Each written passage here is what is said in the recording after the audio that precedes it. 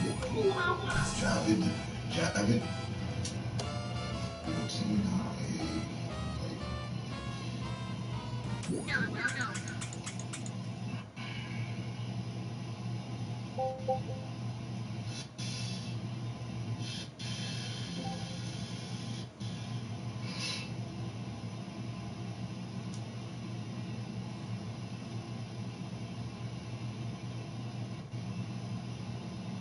Dialogue. MSN Outlook, Office, Skype, Bing, breaking news, and latest videos. Internet Explorer window. Search, editing, Alt plus S.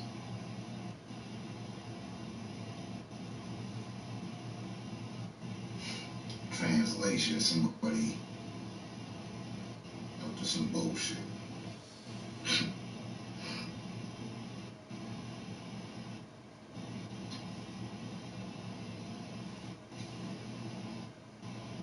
Fuck. I'm putting this damn music on. Keep cutting off. I didn't tell shit, so. Hey Google, play some chill out. Some chill hop. Okay, here are some songs. This bitch always hitting some other shit. Hey Google, play some chill hop. Playing the album Chill Hop Essentials Fall 2019 on YouTube Music.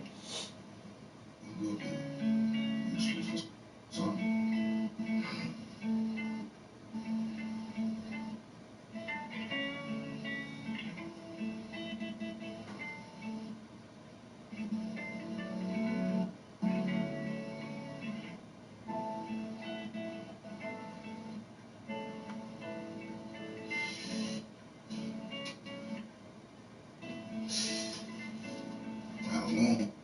Rest in peace to my ninja, Arthur Block Governor. He was out of the BX, but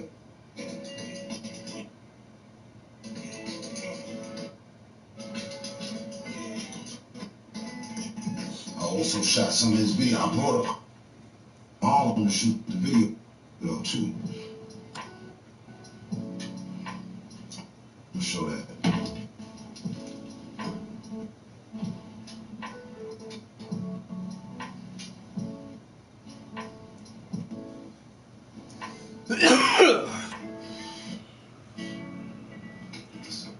Got the sun rising over the Gulf here. Texas.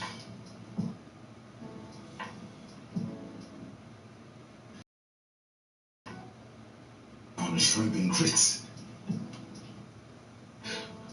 This is some shit, alright.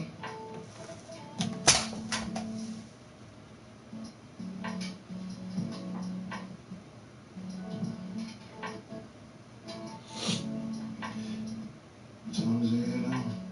Alright. There's some out there over here too.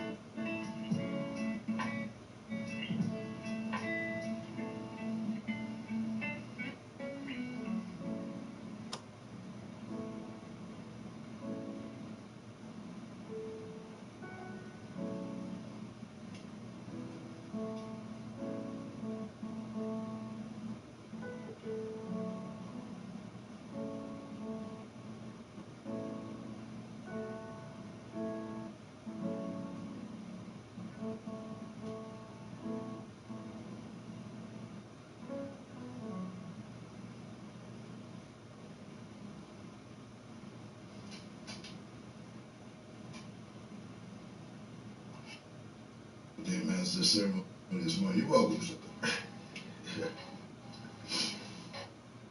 don't know what happened with the music. I tend to vibe about too.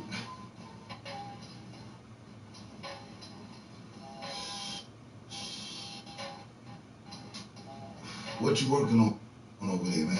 Let me check.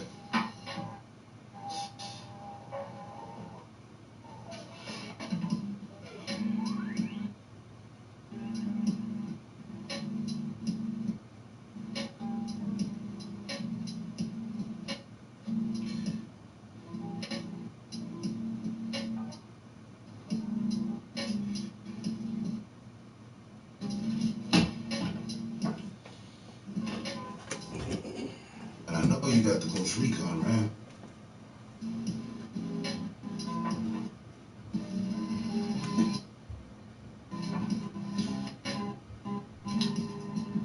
Driving? We know, cause I believe they have the car clubs in this.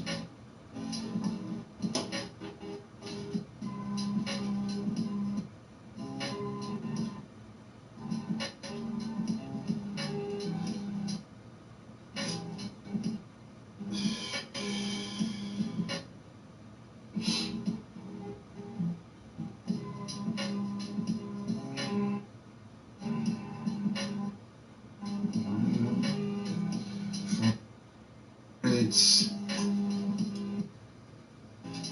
good strains.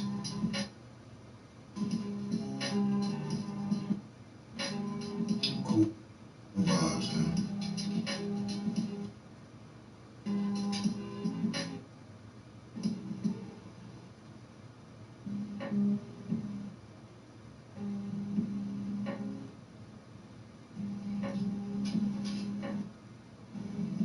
Oh, echelon shit, you know what I mean?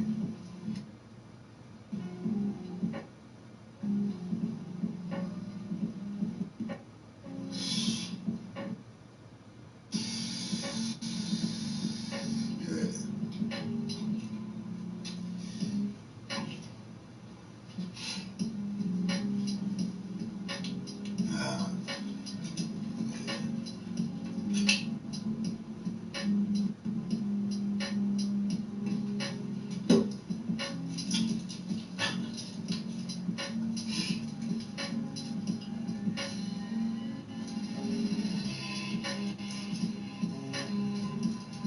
So if you haven't heard, they've legalized shrooms here. The high life in all aspects. They have legalized shrooms here in Colorado.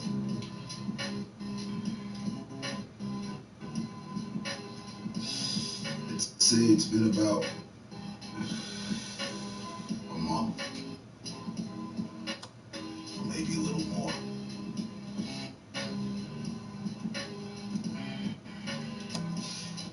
I came across some shrooms. Came across some shrooms just by chance. Didn't go looking for them or none of that. And just one guy, you know, being chatty. Oh yeah, man. Got this, got that, got this, got that, got this, got that. So wait. Shrooms is legal. Right back to the start. How I started this one. This joint.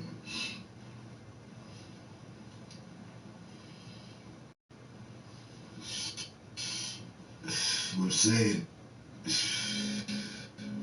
I only had one experience with shrooms, and that ended quite funny. Quite. It was a good time. Now, for what I have before me, it's nothing more than a little baggy. That's this is nothing.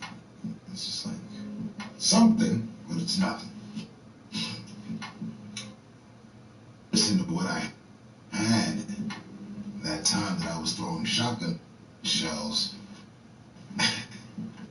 in the fire, you know, we did an entire mason jar of tea with like caps, and stems. Like it was like I think he put like a whole 7 grams of this shit or something. I'm pretty sure.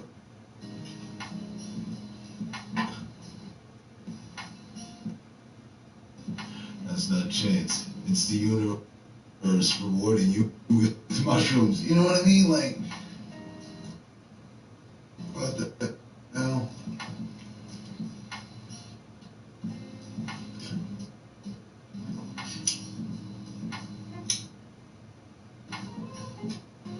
But I just know the last time I experimented with them,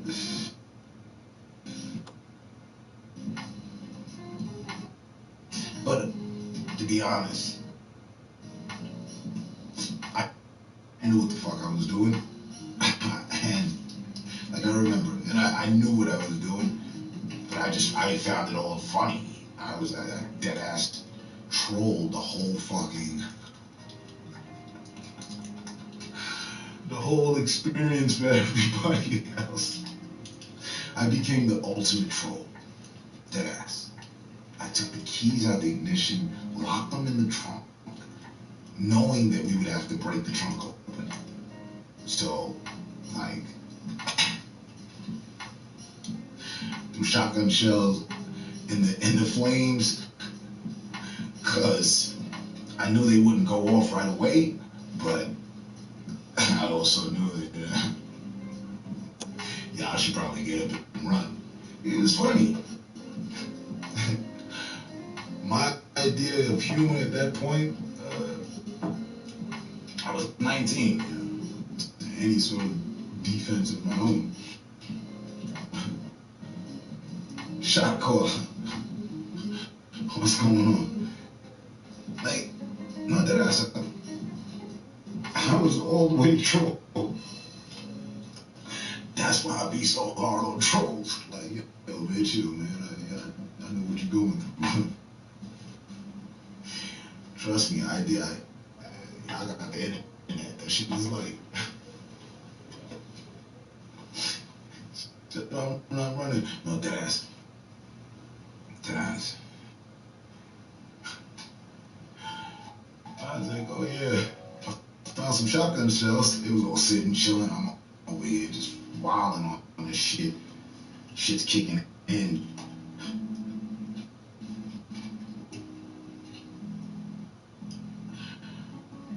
Oh man.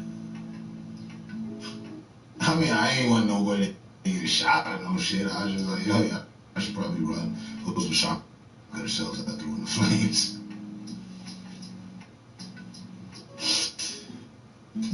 It is. You know, I ain't shotgun shot. Doesn't have beyond 20-foot distance of radius, so we should probably run fast. We can get within 20 feet, you know, while we go for a good 30 just for, you know.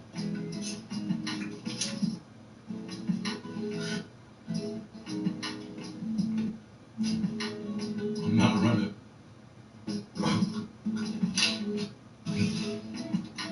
Listen, if you just happen to be sitting at the fire and someone, they just threw shotgun shells into the fire, you gonna sit there like, yeah, well, you know,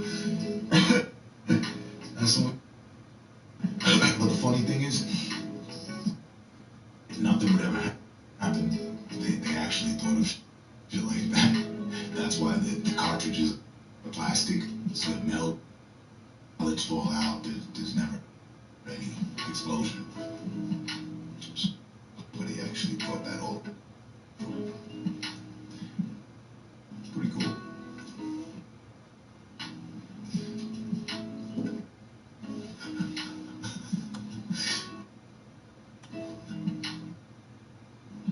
But I didn't know that at the point. I was expecting like,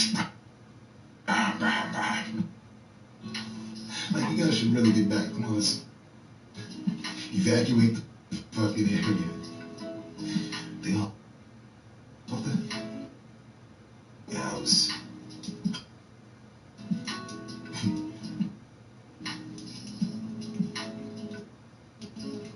I don't even know if she ever figured that, you know, I took the keys, threw them in the trunk, closed the trunk. To be quite honest with you, I was trolling the bitches. They wasn't getting, we was in the fucking woods. They wasn't giving up nothing.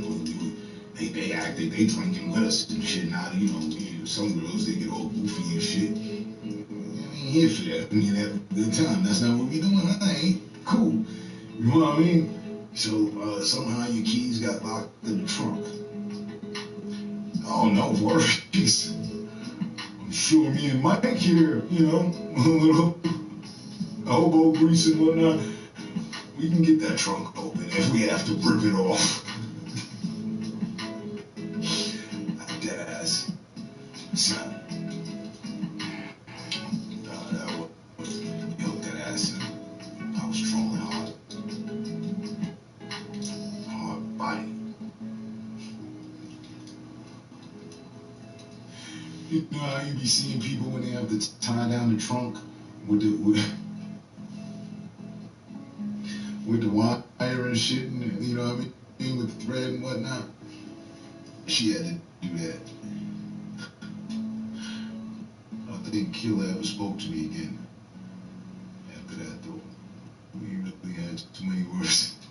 Fuck you and drive all the way in the goddamn woods with an engine. You know what I'm saying? We out here, you know what I'm saying? 2 guys, 2 girls. These bitches holding out. Alright, fuck it then. Let's have fun. I swear to God. But that was me, 19. Hey. Jackpot.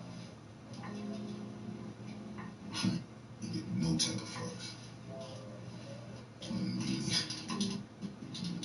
Now you got me running. They wilding on motherfucking shrooms and shit that I actually put a whole quarter in there. It was like a whole bunch of steroids. Like serious, like all sorts of shit. Like, alright, just drink this. Shit was stupid a big jar. I'm gonna make a little cup of tea with that. And I don't feel like I'm results, and I hope the hell not. I hope I don't start trolling my family.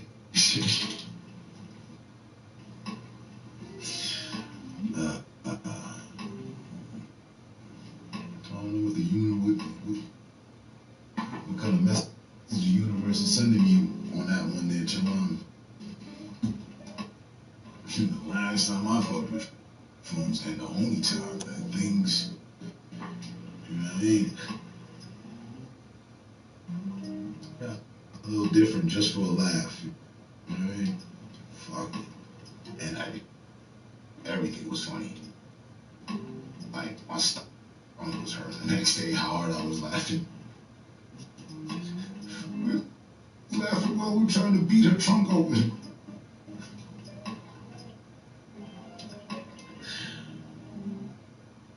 Because I'm like, yo, I break the window, that's probably be better.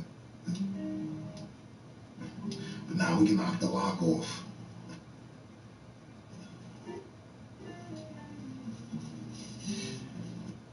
She's just coming out the house. What's this shit?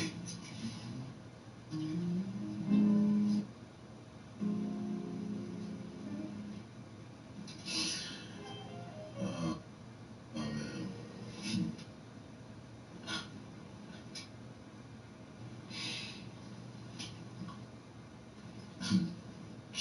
Keela and K-Car.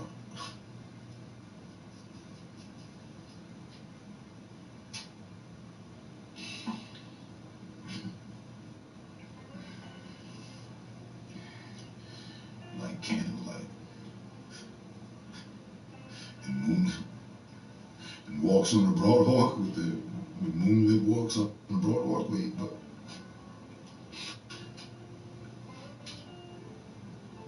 that's got to be a group or something.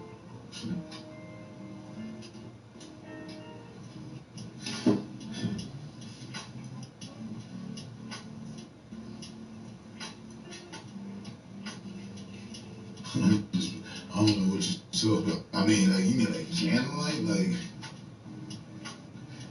you know what I mean, like a real candlelight. Nah, I mean, you know, we like one if we need to. Oh, the group, man, I don't know. So.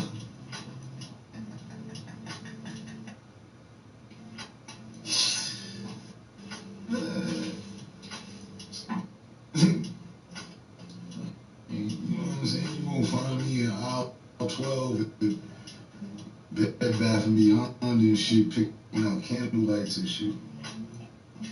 Nah, good on that.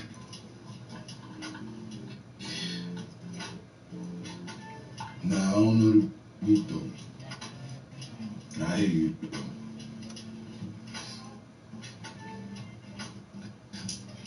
Roman candlelights, yeah. Now that, you know, Roman candles are cool.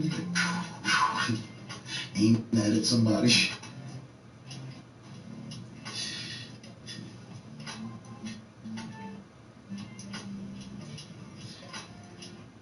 You ain't never had a Roman candlelight fight.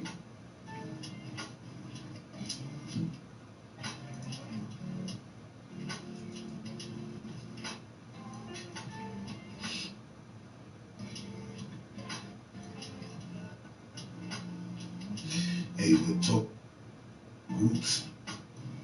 I stumbled on this group the other day.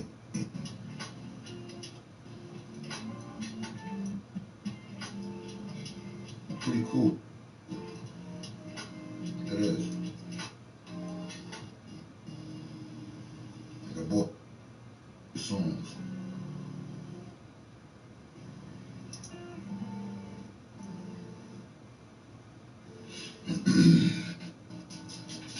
How was it?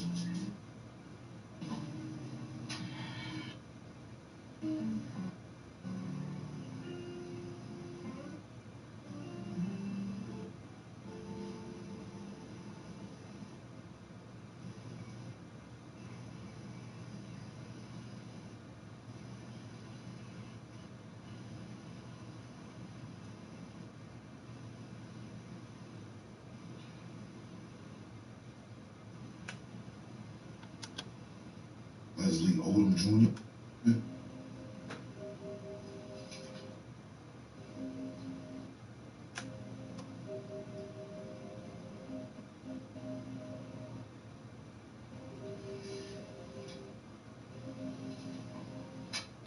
Know him?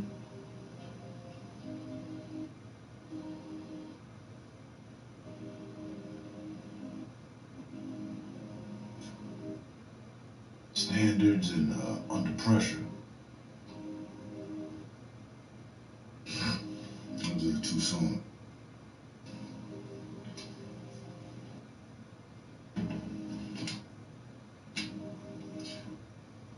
Pronton. Salut. I introduced my nephew to Roman Candle. Roman Candle was this past 4th of July. Great.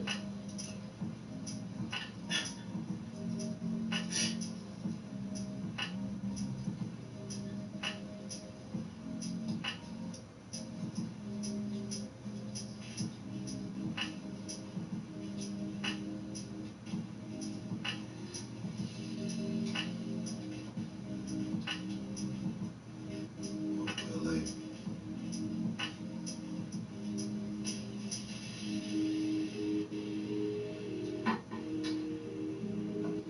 I wasn't ready.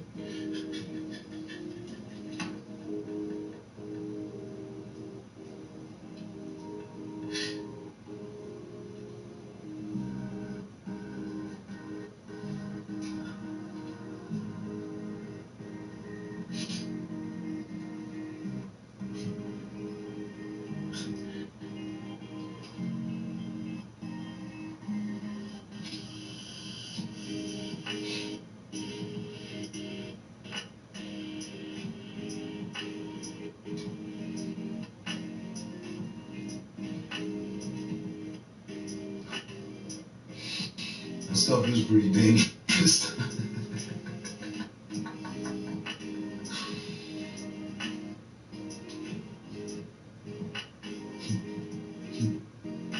Never shot one into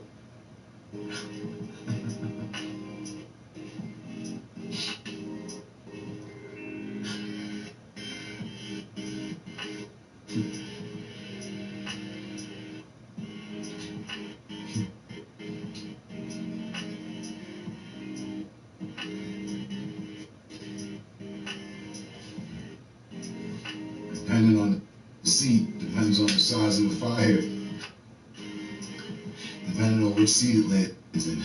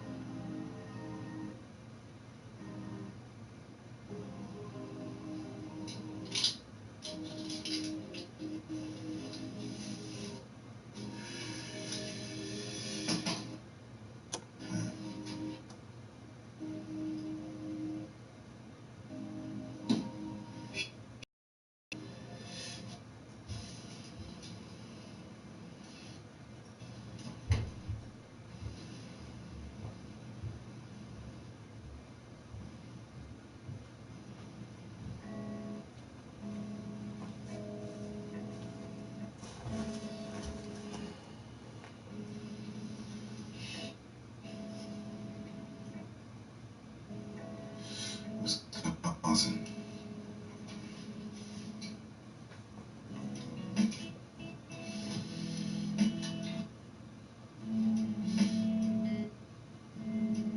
Shut up, Bruce. Bruce Morning. To Lincoln Navigator Romeo.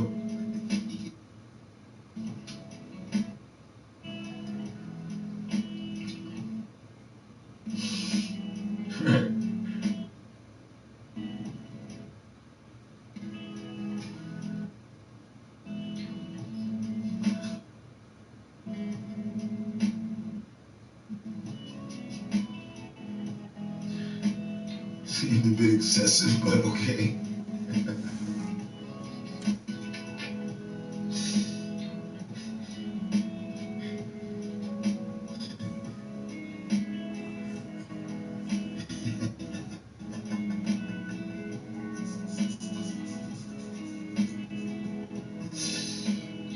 From 35 feet. Oh, they bet that you couldn't do it. Okay.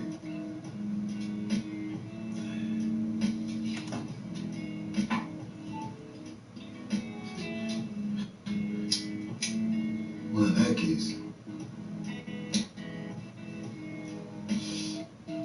fuck it.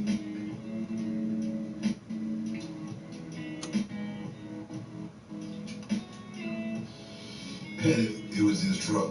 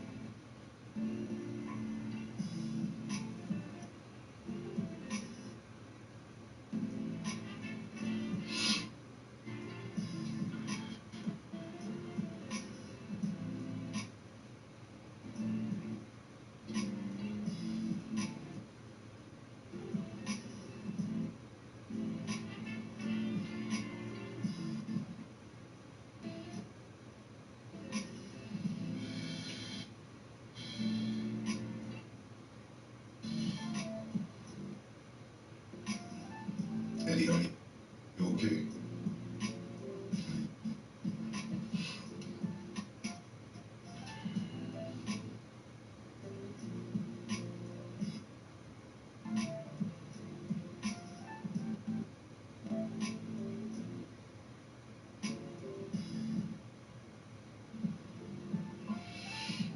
Bah, bof.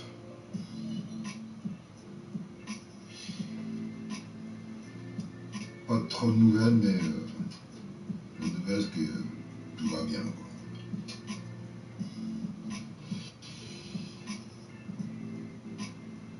Ça se va, quoi.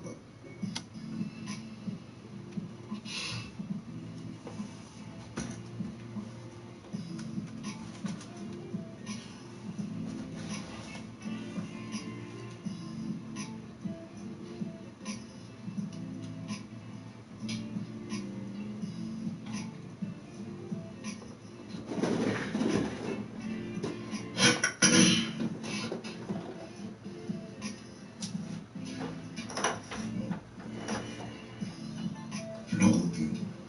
Exact.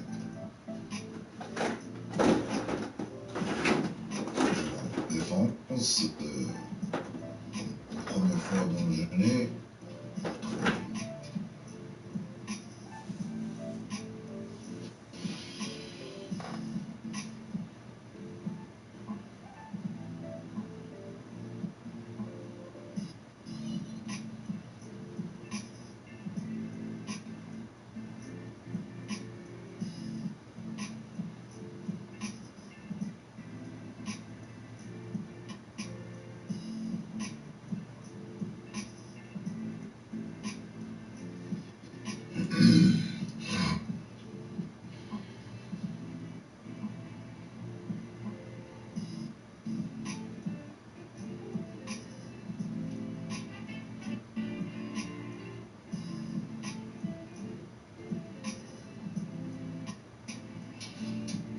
et pour toi, il n'y a pas de nouvelles, quoi.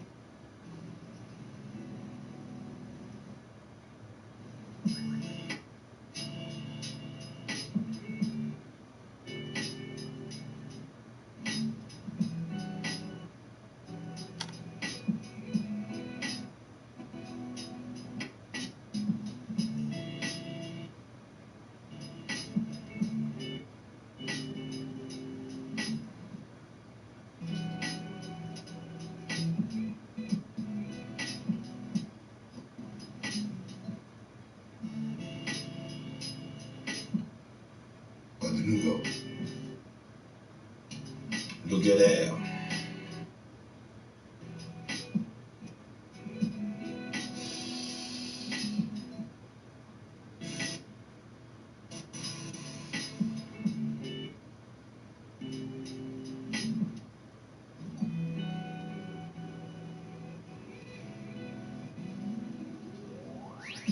Eh non, c'est dimanche.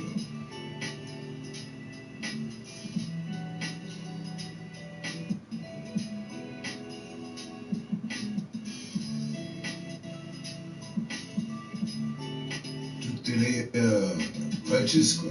Tu vois.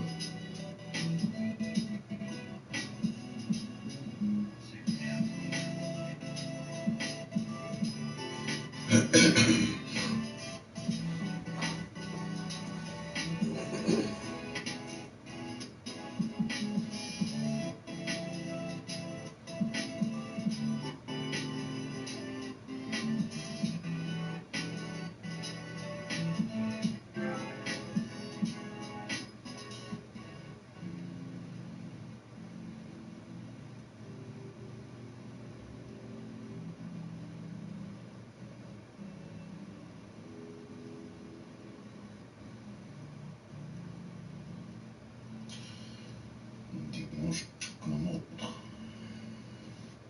Ouais.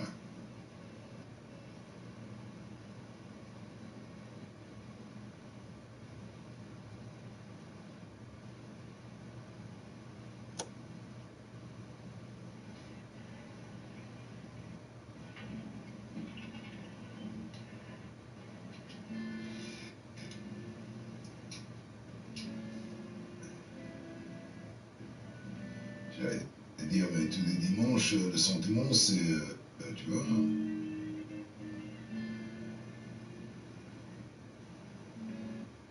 Amine, tout.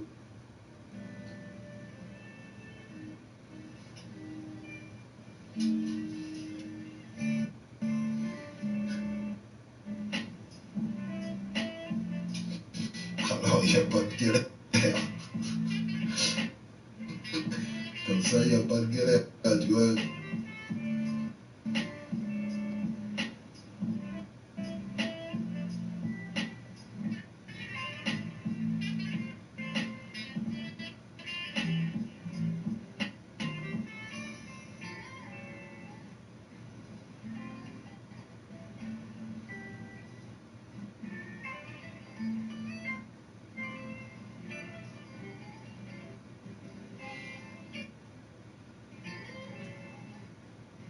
Non, c'est incroyable.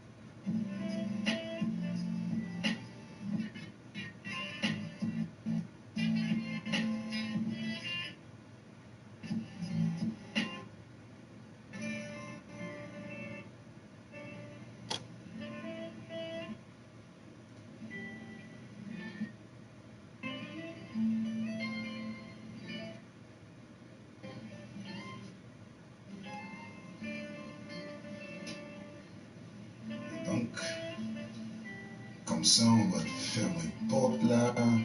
Il nous reste 2 minutes. Je fais la traduction. Et voilà.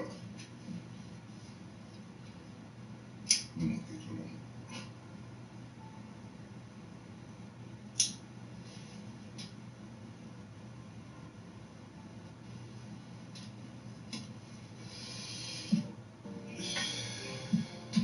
Alright. Brings us to the final minute of it all. That ass 2 hours passed like 2 minutes. It's crazy.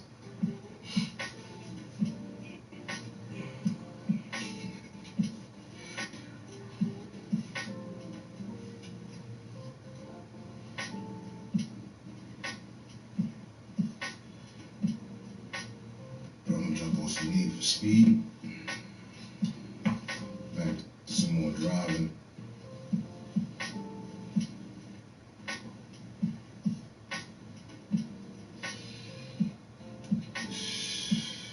And I will catch you all good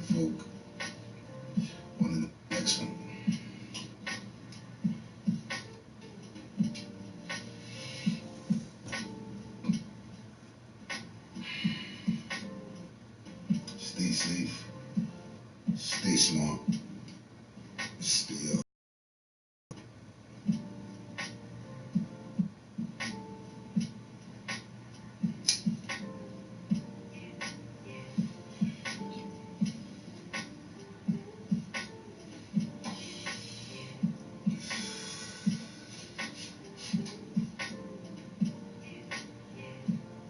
Do the same. Right back at you there. Turn on.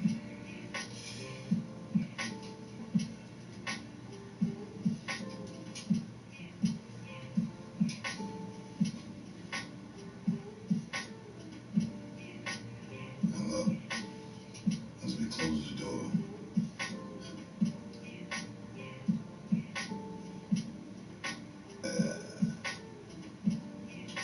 jackpot. Be good. Decide whether or not to fuck with these shrooms.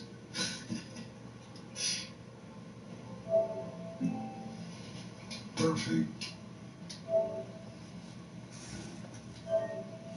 My man hated Terminator turning off the stream.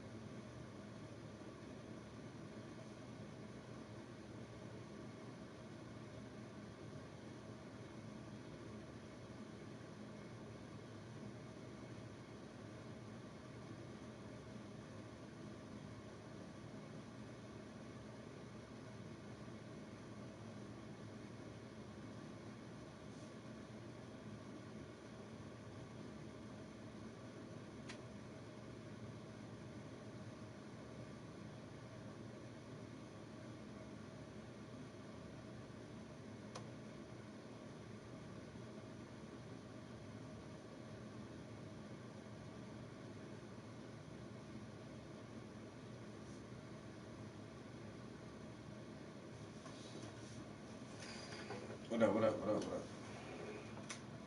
Trying to find something to listen to that we won't get in trouble for.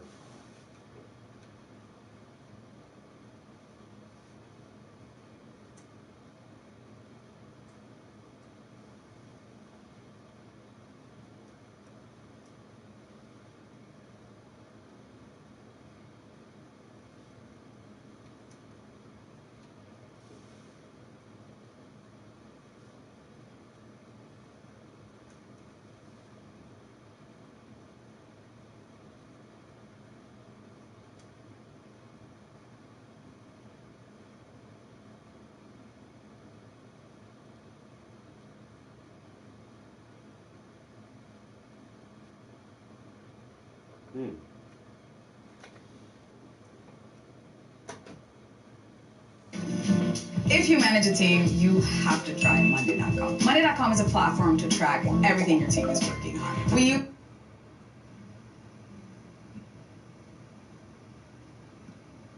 Hello, Ben. Thank you for having me, Joe. My pleasure. This is a subject that scares the shit out of me. And how did you stumble upon the story of fentanyl? Because weren't you at one point in time, didn't you write about like rap music? Yeah, I have a book about NWA and Tupac, and I interviewed like Ice Cube, Dr. Dre, Snoop Dogg, all those people. Yeah, but I was the LA Weekly music editor, and I started looking into this story about why people were always dying at raves.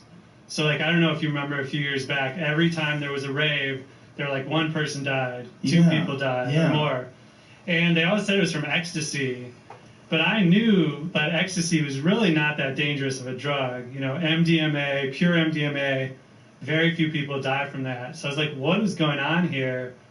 And I looked into it, and it turned out it was all adulterated. It wasn't real ecstasy, it wasn't real Molly. It was adulterated with all these new drugs. And I kind of went down the rabbit hole, and I found out that all these new drugs were made in China. They were all synthetic, and there were like hundreds of them. And then it turns out that the most, you know, the worst of them was fentanyl. And that's how I got onto the topic. And fentanyl, most people think of fentanyl, they think of it as being a new thing. But it's not really a new thing, right? Wasn't it? It was invented in the 50s?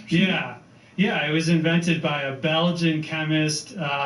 He was trying to find something that worked better than morphine in hospitals. Doesn't morphine work really good? Well, it does, but for things like, traditionally, people have got a lot of mileage out of morphine. But for things like open heart surgery, he wanted something that came on really fast and it lasted a long time. And so he manipulated the chemical structure of morphine, came up with fentanyl. It was a blockbuster drug, you know, and still is used in hospitals all the time. It's used, you know, there's the fentanyl patch for people with cancer, chronic pain. And then when you get a colonoscopy, they give you fentanyl before that. And then women who have epidurals during childbirth, that I believe is usually fentanyl. So it's still an important hospital drug. And so how did it come to be that this drug from the 1950s sort of reemerges? And it reemerged during the rave scene? Is that what it was? It was actually before that. It first started killing people a little bit at the beginning of the 80s. And nobody knew what it was. And it was from China then as well? No. Back then, it was these kind of mystery chemists. These guys who... There was this one guy in particular called George Marquardt, and he was like a genius maniac who read all the chemical literature. He learned about fentanyl. He's like, I should try to make this. I bet it would be a hit with recreational users. And so he started making it, and it stumped authorities because these people would die. They would have track marks in their arms, like it was heroin. They would have syringes, but they tested them afterwards, and there was no heroin in their system. And so they're like, what is this? And the only way they finally found out was that there was this scientist testing racing horses. And apparently fentanyl was being used to dope horses. What? So they would withstand more pain and would go longer and faster and could really train harder. Yeah. And so this guy made the connection. He's like, oh, this is fentanyl. This is this new thing. And he actually predicted what was going to happen. He's like, we are in trouble now because not only is there fentanyl, you can make if you ban fentanyl, you can adjust the molecule, make another type of fentanyl. When they ban that, you can make another one, ad infinitum, basically. Wow. So the thing with horses would be that they would be in pain, so they wouldn't run as hard. So they would force them to run harder by dulling the pain? I guess so, yeah. I don't know all the details of it, but, you know, it's performance enhancing, basically. Doesn't it seem kind of counterintuitive? You would think that like an opiate would like make them sleepy, right? Well, I don't know all the details. Maybe it just has a different effect on horses. Not sure. So then the internet comes along. And through the internet, people started scouring the medical literature and scientific literature and chemical literature. And then they find fentanyl.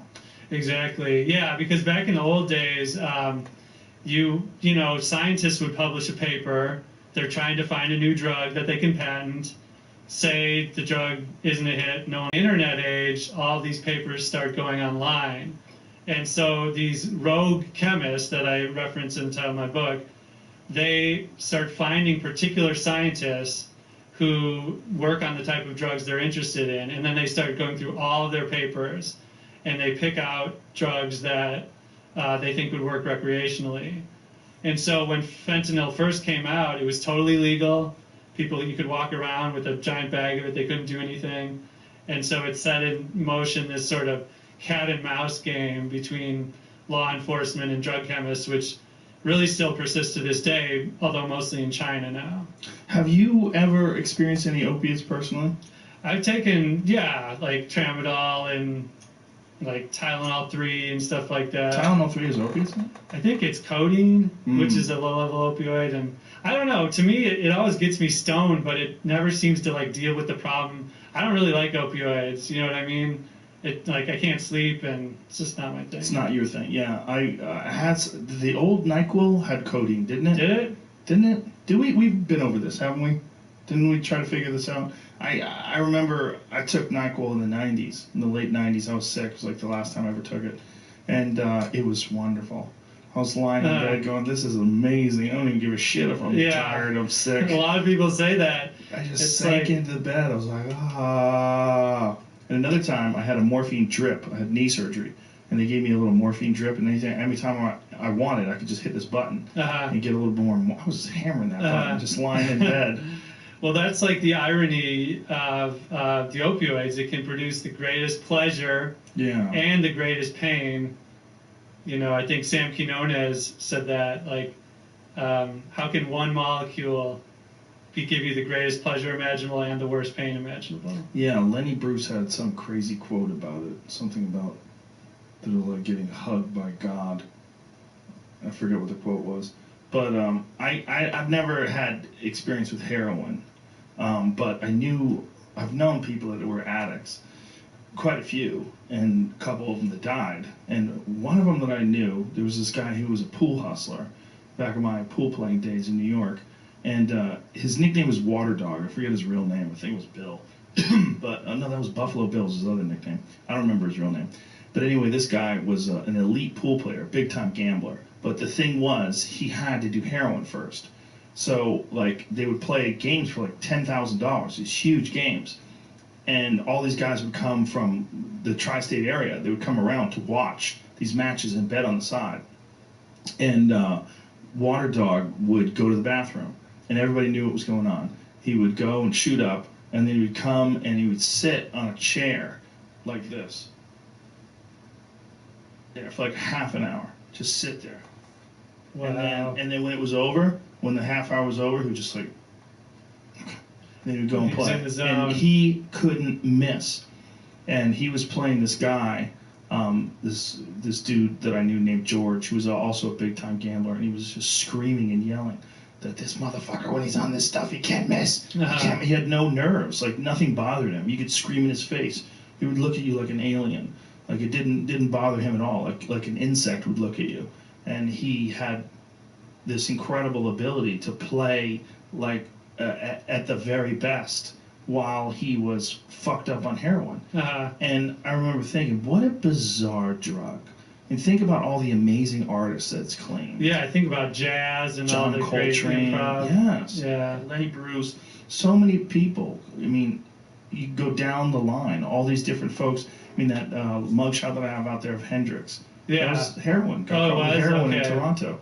I mean, people prefer heroin to fentanyl. Like, I've heard it described as more soulful, people say. But the thing is, you can't even get heroin in most parts of America, like pure heroin anymore. It's all cut with fentanyl. Well, you got to go straight to Afghanistan, right? That's probably Mexico. Yeah. Yeah. Jesus Christ. Now, can you grow poppies? Like, can that be grown in the I've heard North that, American like, if climate? you just walk around on the street, like nice neighborhoods, you'll see poppies all the time. You just don't even know you're looking at them. And that's actually heroin. Like, you could get heroin from those poppies. Yeah, it's like if they grow organically and you're not doing it on purpose, it's no big deal. But if you start cultivating it, that's when it becomes. It's just got a place to. I don't know. Oh, they're beautiful. Look how pretty. Yeah. Do you also have San Pedro cactus on your lawn, sir? Oh, those are pretty too. Right. Yeah. You. I mean, those cactuses. I can't imagine there are a lot of trained police who know what to look for. I feel like if you're going to grow some mescaline cacti or whatever, that's the move. You're probably going to be all right. Just mix it up with regular cactus. Pretend you're a cactus enthusiast. Yeah. Just have it all over your lawn. Some succulents. Yeah, I'm just really into cactus, man. They're pretty. You have to water them. I go out of town a lot. Yeah, exactly. So what scares me is, I mean, I just know people that party. I know people that take pills. And it seems like fentanyl is, things are getting cut with fentanyl a lot. It's not an uncommon thing for all sorts of different drugs. Like, how many different drugs are cut with fentanyl? Street drugs. Oh man, it is like an awful time to be a young person on the party scene. You know, like when I was coming up, and probably when you were coming up, they said the DARE program and all that, just say no. They made it sound like every drug could kill you, right? Right. Now, unfortunately, that's like almost reality, that basically any pill or any powder, if you didn't get your pill from CVS, you know, your pain pill, or from a pharmacy that's legit, it could be cut with fentanyl. And that's how Prince died.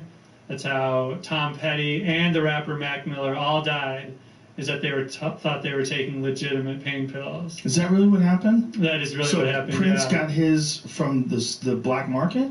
Yeah, well, the guy who supplied Prince he refuses to really say exactly where he got it. But he's still alive? The guy who got him for Prince, yeah. Where is he? I don't know. I think in Minneapolis or something. They should find that fucking guy. Well, the doctor is also like settled or something. I think the doctor might have been involved somehow. It's a mystery where he got these pills. But, you know, Prince was like doing the splits on stage at age, 58 or whatever. And he was definitely a guy who walked around with a lot of pain. He was a Jehovah's Witness. He was not a recreational drug user as we think about it. You know, he wanted pain. And I'm sure for years his handler or whatever was buying him off the dark net or whatever. And they were fine for years. But then a drug dealer trying to save some money, increase profits, cut it with fentanyl, and that's how he died. And I heard Tom Petty actually suffered an injury or hurt himself at one of his concerts, and he just literally walked outside and asked like the first sketchy guy he saw if he had any pain pills, and that's what killed him. Jesus Christ. Oh. God. And Prince needed hip replacement surgery, didn't he? I think that's right. Yeah. It's so common for some reason with people who perform on stage, who do a lot of like jumping around and going crazy. My friend Maynard, lead singer of Tool, he does jujitsu. He's really into jujitsu, and he's like, man, I just have no movement in my hip. My hip is like so locked up. And the doctor went to look at it, and they're like, hey, bro, you got no hip left. Like, it's just shot. And it was from stomping on stage. Oh, really? Because when he sings, he fucking stomps all the time. And that one hip, he just wore that hip out. Yeah, my mom has these issues with her neck. It's like degenerative disc disease. And, you've got this like cushy, spongy, Well, they can do something about that now. Can they? Yeah, before your mom goes and gets her neck cut open. There's several options. One, first of all, as it's been explained to me, the concept of degenerative disc disease, it gives you this, it implies that there's a disease. Yeah. Like you caught a flu. That's what I thought too. It's not. What it is bad posture, wearing down, compression, you carrying weight. If people carry a lot of things, their disc gets smushed. There's a lot of different factors. A lot of athletes get it. A lot of fighters get it. A lot of wrestlers, jiu-jitsu guys, they all get it. I got it. And you did? Where did you my get neck. It? Okay. And it was from getting my neck yanked on, getting it cranked on and using it to like move people around when you're doing jiu-jitsu and grappling. But I found a thing called Regenikine. And Regenikine is what Peyton Manning used. He actually went to Germany to go do it, but now you can do it here in America. Kobe Bryant went and got it done as well. It's great for people with back issues, disc issues, and with bulging discs in particular. It helps relax the area around the disc. It's your own blood, and there's some sort of strange procedure they do, but they take your own blood. It's like a very advanced form of platelet-rich plasma, and there's a place called Lifespan Medicine in Santa Monica that did it for me. But I had you got full everything back. Everything back, yeah. I mean, depending upon how far gone it is. Some people it's already bone on bone. There's no disc left. And you got to catch it before that happens. Yeah. And another thing they're doing is they're shooting stem cells directly into the discs, and they're having some really good results with that, where the stem cells. But a lot of they'll be doing that in other countries because the they're a lot looser with their regulations, if they have any regulations at all. They Yeah. can just fucking fill you up with stem cells. You're like, "Dur-dur-dur," Yeah. and everything starts regenerating. Yeah, but yeah, and it's not just these pills either. It's like, and like you have daughters, I know, who are, you know, maybe getting towards their teenage years, right? Mm-hmm. Yeah, and like that's the thing I worry the most Yeah, about is I partying. have kids too, and just because I used to, you know, I wasn't discriminate. I didn't care. Right, especially if you're drinking. If you're a young kid and you're drinking, you're not Yeah. going to make wise decisions. You don't even know what you're doing.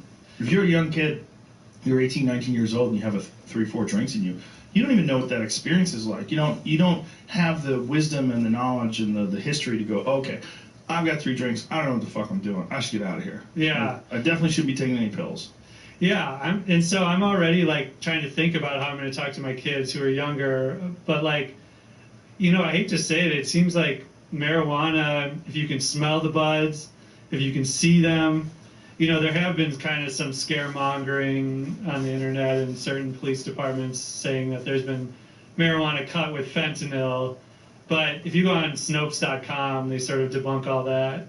So I think marijuana is, if you can smell it, it smells like weed, you're probably pretty safe. Well, there are a lot of people that are growing marijuana that are using pesticides and chemicals Yeah. that are dangerous. And there was one. What was the company that got caught recently, Jamie? They tested their stuff. Cushy Punch, I believe, yeah. Say that again. Cushy Punch with the microphone that fucked up there. Cushy Punch. We had a guy named John Norris on the podcast, and he wrote a book called Hidden War, and he started off his career as a game warden, you know, investigating people that caught too much fish, things like along those lines. And he thought, hey, what a great job this would be. I'm going to get a job in the great outdoors. I love the outdoors, and, you know, I'll get to do some good for the wildlife. Well, turns out along the way they started stumbling upon these public land Mexican cartel grow operations where they would grow these marijuana plants, just giant plots of them, and they would use these extremely toxic pesticides. Oh, yeah. And also they would use poison to keep animals out. And they had vats of this shit laying around, and some of the marijuana was actually infested with this shit, or infected. Yeah, my friend Amanda Chicago Lewis is this great journalist focused on marijuana, and yeah, she put the fear of God in me about those pesticides and carcinogens. And the other thing is just like these different oils that people are smoking. Some of them are marketed as like all natural, but they find synthetic cannabinoids in them. Mm-hmm. And basically, you know, synthetic cannabinoids like K2 and spice are what they're known as sometimes. And those are, people call it synthetic marijuana, but the big difference is that THC is known as like a partial agonist. So it will, like, these receptors, it will activate them to an extent. You're chilled, it's relaxed. But the cannabinoids, they also interact with the cannabinoid receptors, same as THC, but they're full agonists. And so they make you basically like go crazy, and your heart starts beating fast. You start, people overdose and die on these cannabinoids. And these are all made in China too. I went into a lab in China where they made these, and they made fentanyl analogs. They let you in? Yeah, I mean, it was a whole thing. I like wrote them on the internet. I made a fake email address, and I said, I'm a drug dealer. I'd like to visit your lab. May I do that when I come to China? And they said, yeah. What? Yeah, that's like. Did you have a fake drug dealer name? I called myself. What did I call myself? I had this like Skype avatar picture where I looked like a bro, like a 23-year-old dude with like big hair, like kind of a stoner look, and they just they said, yeah, come by. And so I went to Shanghai, and I met this guy at the train station, and he owned his own lab. And he asked me if I was a journalist, actually, like pretty straight away. He's like, "Are you a journalist, though?" And I was like, "No." It's like, "No, crazy question. Do I look like a journalist? No." And so he didn't know whether to trust me. So we went to his apartment. It was like the top floor of this fancy high-rise. He's a total family man. He had lived there with his wife and kid. Stranger And, brings a stranger to his home. Yep. Meets a guy who says he's a drug dealer, picks him up at the train station, says, "Hey, come to where my kids sleep." Yeah, exactly. Wow. And so then he showed me, because they had the website. A lot of these companies in China, they make legitimate chemicals and recreational chemicals. And they specialize in drugs that are legal in China, but banned in the West. So banned in the U.S. So What is illegal in China? Well, in the U.S. we have this thing called the Federal Analog Act. And so that bans all these drugs even before they're invented. So anything that's similar to marijuana structurally or in effect, anything that's similar to opioids is just automatically banned, automatically scheduled. But in China, they have to do it one by one by one by one. And so fentanyl itself was scheduled in China, was banned in China decades ago. But these chemists, like this one I met, specialize in this window when something is banned in the US, but it's still legal in China, but it's become popularized on the internet. So there's all these websites, these web forums where these drug nerds basically are like, you can't get fentanyl, but you can get this thing that's kind of like fentanyl. And That's a what this hilarious guy term, said. by the way, drug nerds. Yeah, that's what they are. And psychonauts, I'm sure you've heard of psychonauts, Sure, right? yeah. They specialize in these new, usually psychedelics they tend to prefer, that have never been tested on human subjects.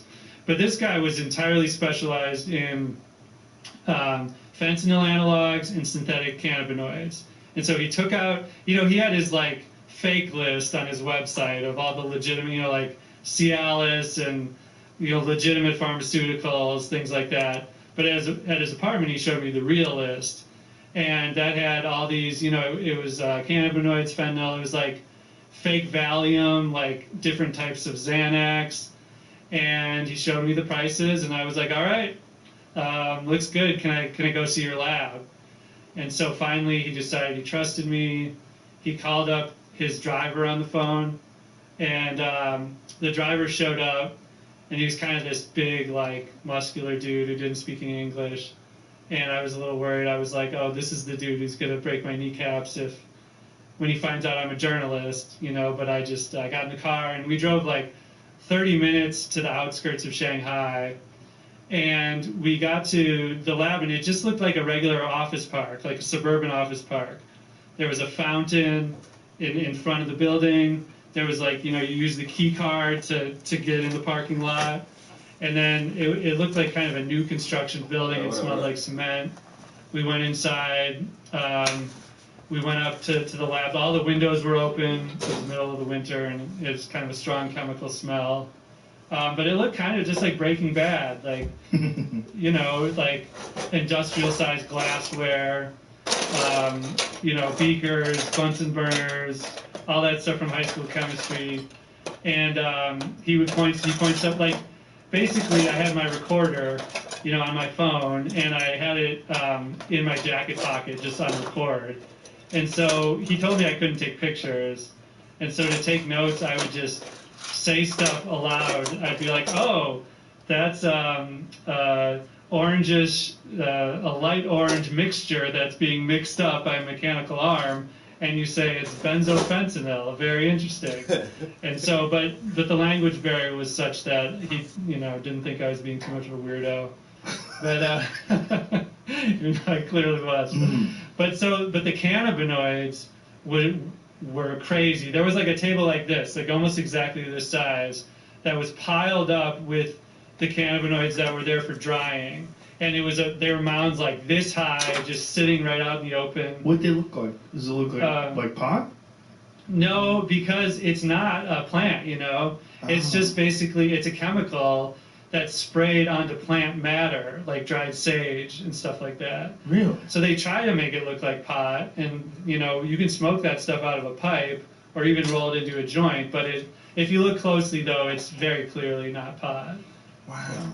And so they're drying this stuff? That's what I think that, they also had drying machines. It looked like, my editor didn't like it when I used this term, but when you go into Subway and there's the bread baking machines right there. Yeah. It looked exactly like that. Why did he not like that term? If that's I what don't it looked know. like? I think he thought Subway would sue us or something. Jesus Christ. But they had those, and then they had like big buckets of 1 pound bags of these cannabinoids and these fentanyl analogs just ready for shipping.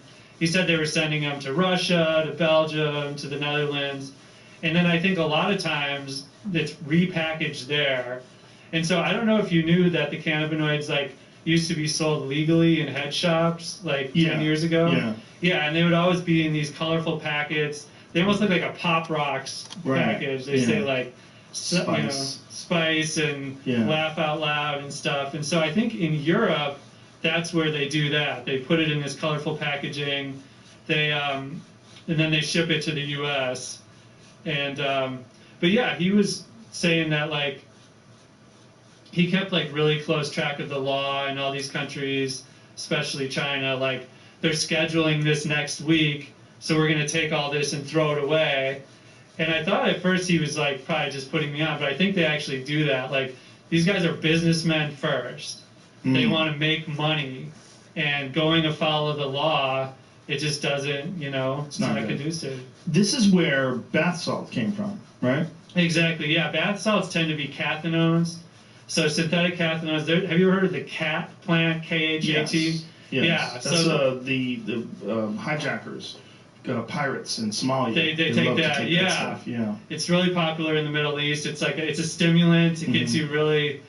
Have you tried it? No, I never have. Yeah, but I grew up in Minnesota though, and there's a big Somali population, and so there was a big controversy in Minnesota whether or not to ban cat leaves from being sold in regular stores. Is it legal?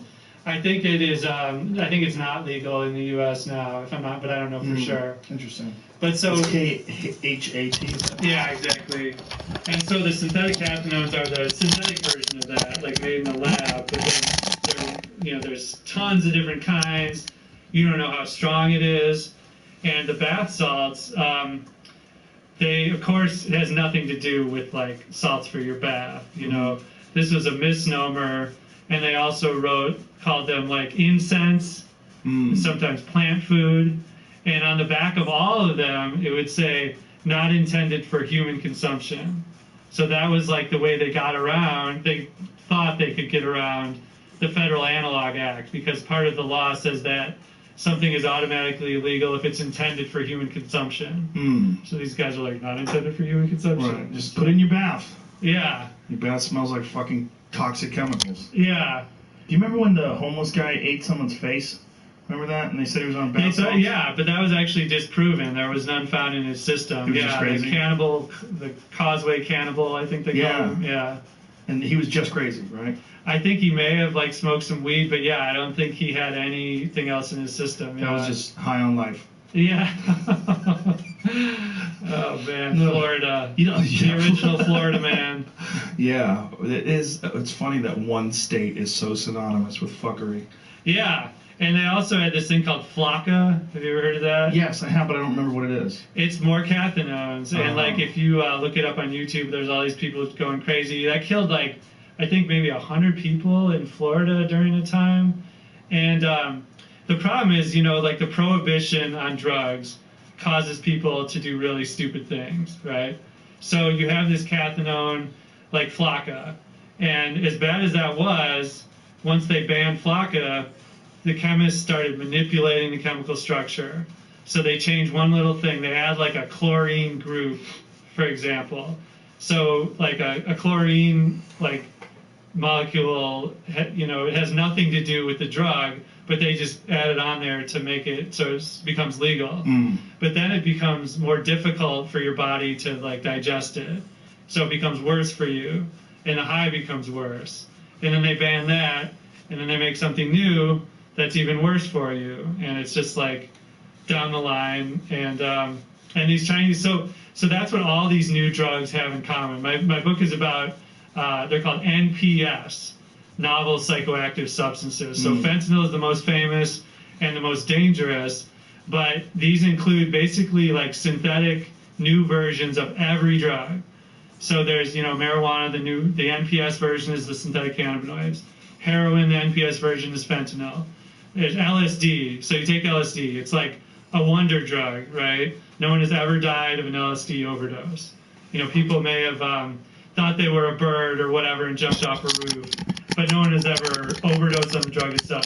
But once they started really cracking down on LSD, these Chinese chemists started manufacturing this new type of psychedelic that was sold as acid.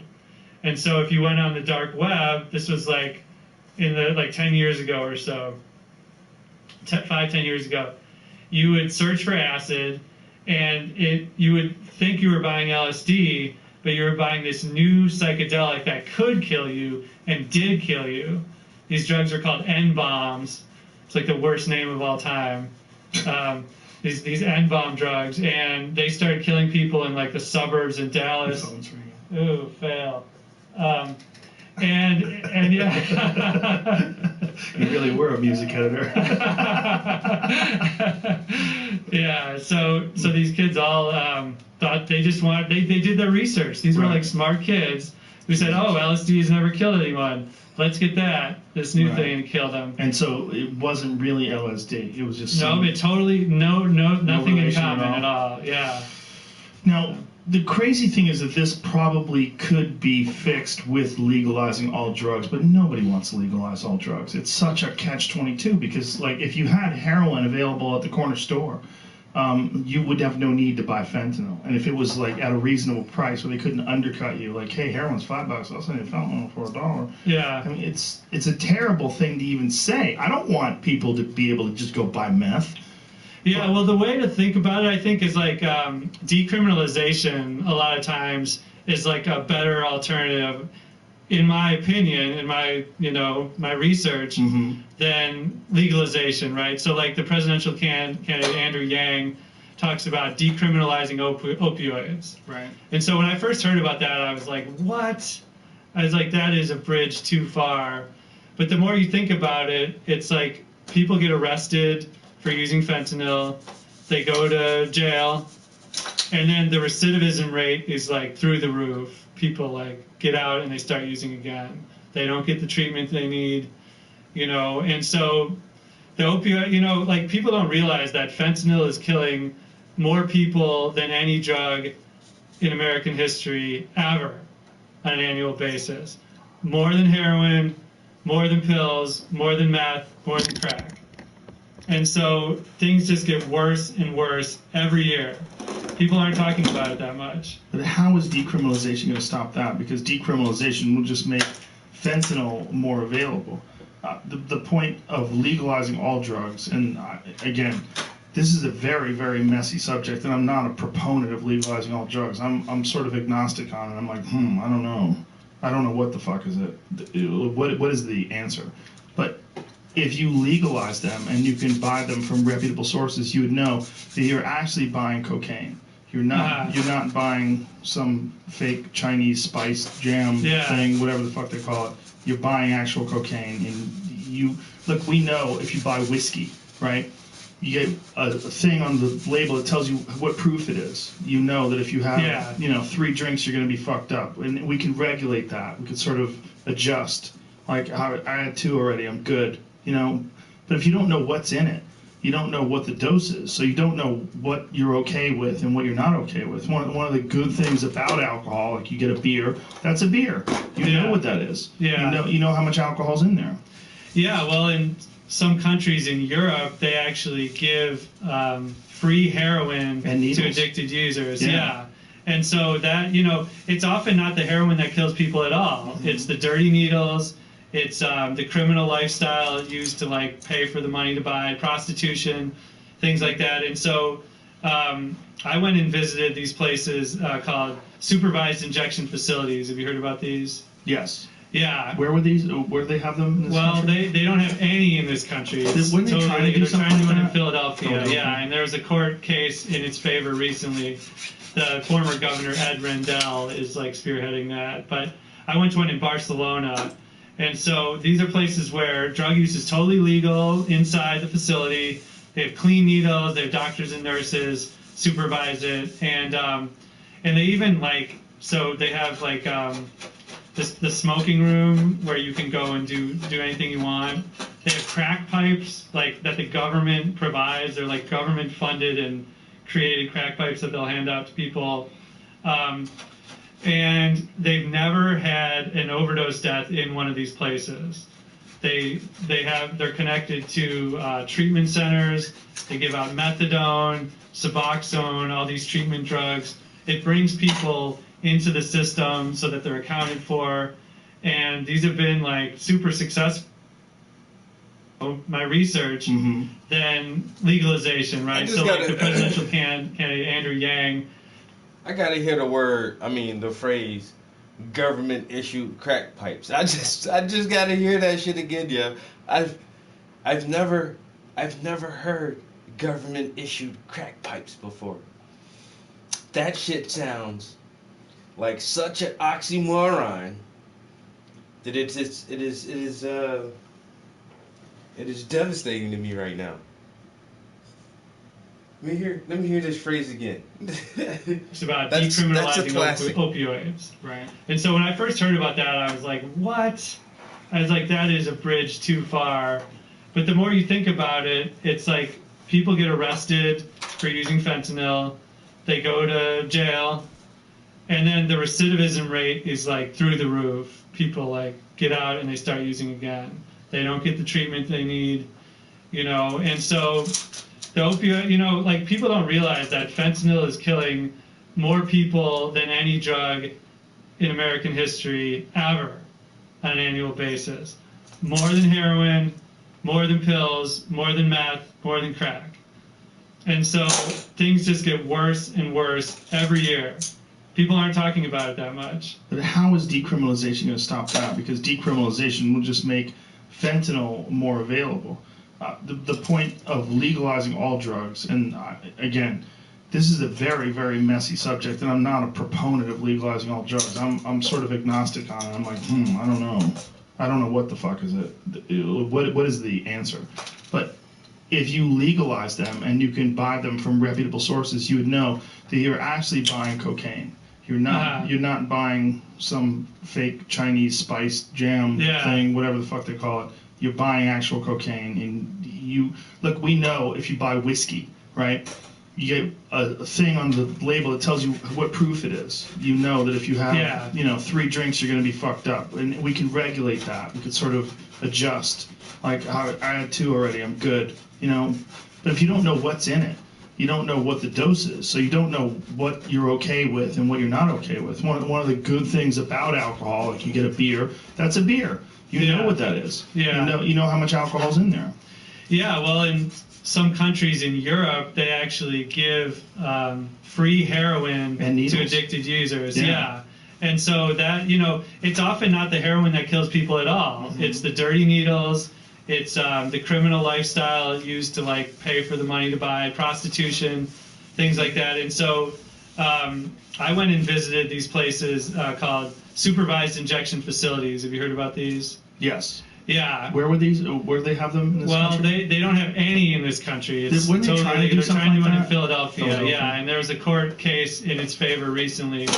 The former governor, Ed Rendell, is like spearheading that. But I went to one in Barcelona. And so these are places where drug use is totally legal inside the facility. They have clean needles. They have doctors and nurses supervise it, and they even they have the smoking room where you can go and do anything you want. They have crack pipes that the government provides. They're like government funded and created crack pipes that they'll hand out to people. Government funded. And they've never had an overdose death in one of these places. They're connected to treatment centers. They give out methadone, Suboxone, all these treatment drugs. It brings people into the system so that they're accounted for, and these have been super successful. But in the U.S., there's federal crackdowns on them. Yeah, I think there's an issue politically, right? Because nobody wants to be the one that says, hey, we're going to open up a place where people can come and shoot up. Yeah. And people are like, well, fuck this guy. My son's hooked on heroin. This piece of shit wants to help him. You know, what we need is detox centers. What we need is treatment. We don't need a place where you can go and shoot heroin.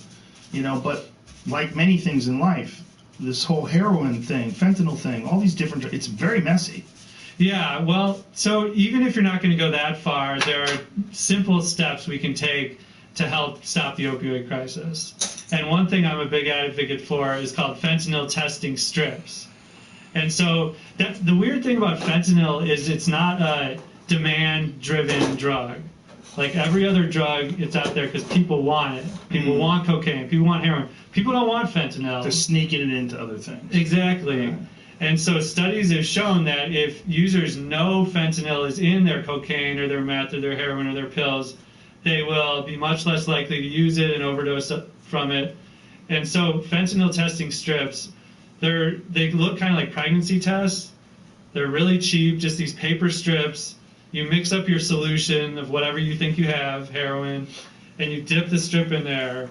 And if there's 2 stripes, that means that you have fentanyl, and if there's 1, it means you don't, or else the other way around. And so it's simple, it's immediate, but again, U.S. laws are... Did this guy just say they got a drug test for your drugs? My guy, I gotta test my drugs to make sure ain't no drugs in this stuff, man. You know? Shit. Motherfucker trying to put fentanyl in my heroin. Can't have that shit. Got fentanyl in my cocaine. Got fentanyl in my codeine. Oh, man, I gotta test all my drugs to make sure this thing ain't got no drugs in it.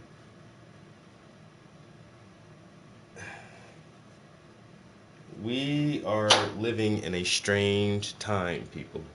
That's crazy. That is, let me hear this once again. This dude done said 2 things that I cannot believe right now. This dude just said government issue crack pipes.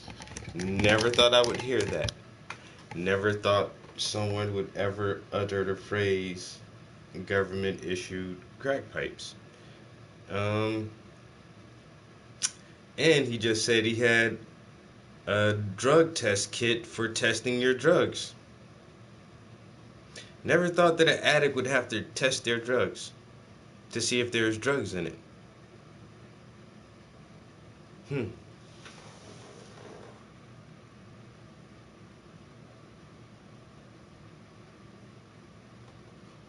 At the facility, they have clean needles, they have doctors and nurses supervise it, and they even so they have the smoking room where you can go and do anything you want. They have crack pipes that the government provides. They're like government funded and created crack pipes that they'll hand out to Government funded people. and government created crack pipes. And they've never had an overdose death in one of these places. Oh my God. They're connected to treatment centers. They give out methadone, Suboxone, all these treatment drugs. It brings people into the system so that they're accounted for, and these have been super successful. But in the U.S., there's federal crackdowns on them. Yeah, I think there's an issue politically, right? Because nobody wants to be the one that says, "Hey, we're going to open up a place where people can come and shoot up." Yeah. And people are like, "Well, fuck this guy. My son's hooked on heroin. This piece of shit wants to help him." You know, what we need is detox centers. What we need is treatment. We don't need a place where you can go and shoot heroin. You know, but like many things in life, this whole heroin thing, fentanyl thing, all these different, it's very messy. Yeah, well, so even if you're not going to go that far, there are simple steps we can take to help stop the opioid crisis. And one thing I'm a big advocate for is called fentanyl testing strips. And so the weird thing about fentanyl is it's not a demand-driven drug. Like every other drug, it's out there because people want it. People want cocaine. People want heroin. People don't want fentanyl. They're sneaking it into other things. Exactly. And so studies have shown that if users know fentanyl is in their cocaine or their meth or their heroin or their pills, they will be much less likely to use it and overdose from it. And so fentanyl testing strips, they look kind of like pregnancy tests. They're really cheap, just these paper strips. You mix up your solution of whatever you think you have, heroin, and you dip the strip in there. And if there's 2 stripes, that means that you have fentanyl, and if there's one, it means you don't, or else the other way around. You dip the And so dip the it's strip in your simple, heroin to it's make sure ain't no convenient, fentanyl but in it. again, U.S. laws are so insane that these are actually banned in certain states, like Pennsylvania. So, I live in Pennsylvania. I actually live in Pennsylvania. So you telling me that the heroin addicts in Pennsylvania don't have access to fentanyl detection strips so that they can check their heroin for the purity of it before they get high and OD on some fentanyl type shit? That's fucked up, man. That's fucked up. Government. United States government, y'all won't give the junkies in PA a fighting chance.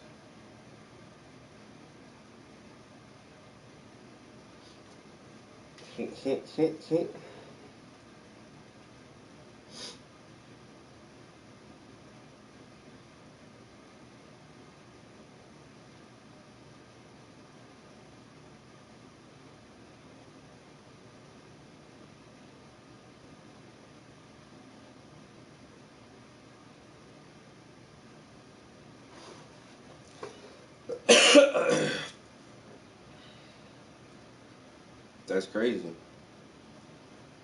What do you think though, honestly, on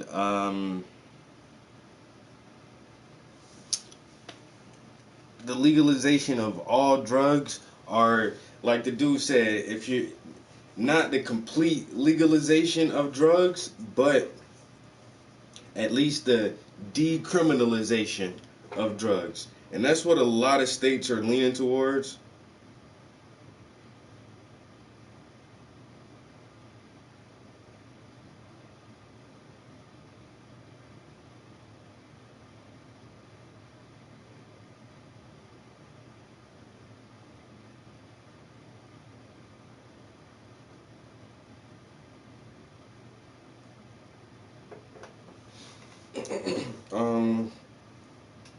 As Washington D.C.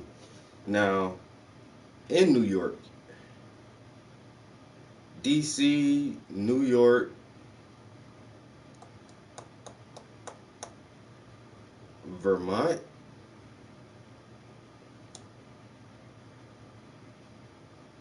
and a couple of other states that are, I know Vermont isn't a coastal state, but a couple of other states like towards the east, they have decriminalized marijuana. Not legalized it for recreational use, but just decriminalizing it where it's not as much of a harsh sentence if it does come to a citizen having some type of interaction with the courts pertaining to their laws of certain controlled substances. And so I think in DC, like anything under an ounce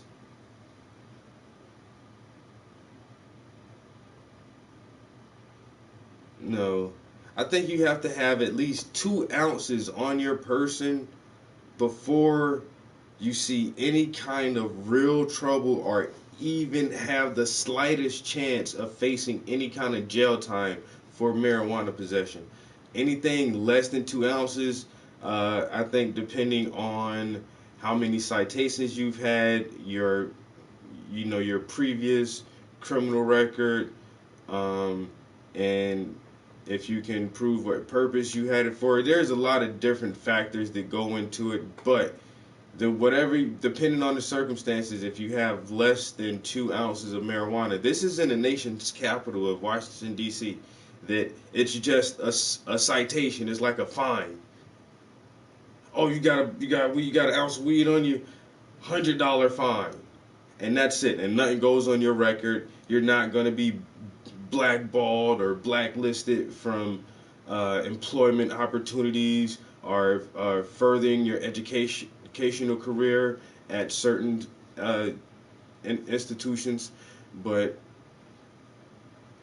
And I think that is a push in the right direction to at least decriminalize all drugs, crack, heroin, Molly, whatever. Oh, it's not. Dang it, man.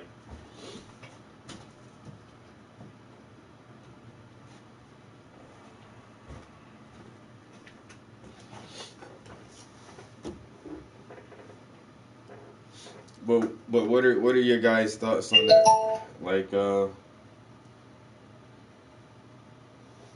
on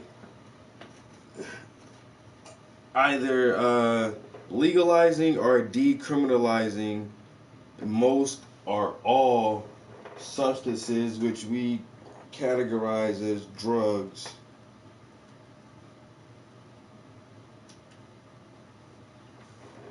My laptop went out.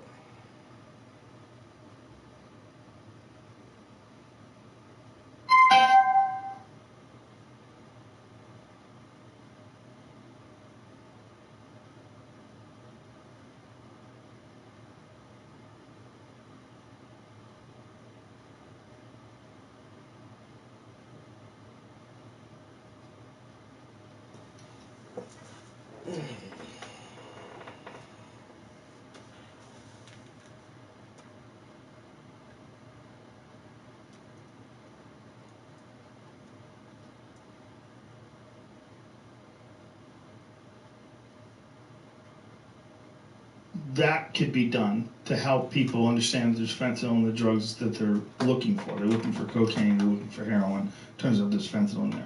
What other steps do you think can be taken to sort of alleviate or at least somewhat mitigate this awful crisis? Well, of course, there's Narcan. You know what that is? It's the like the miracle opioid overdose reversal drug. It's nasal spray usually. And so if someone has overdosed on opioids, fentanyl, heroin, pills, whatever, you know, if you get these sprays, it will bring them back to life, literally. Right. And so, you know, that it's available in some places. Oh, man, I am not smart enough to know that. I do not know how the See if we can find out. works. Narcan. See if we can find out how Narcan works. How does Narcan work? That's amazing though. That they figured out something that can stop people from like where else? What else do we have that in? Pulp Fiction. Like, Wait a minute. I have some weird messages on here.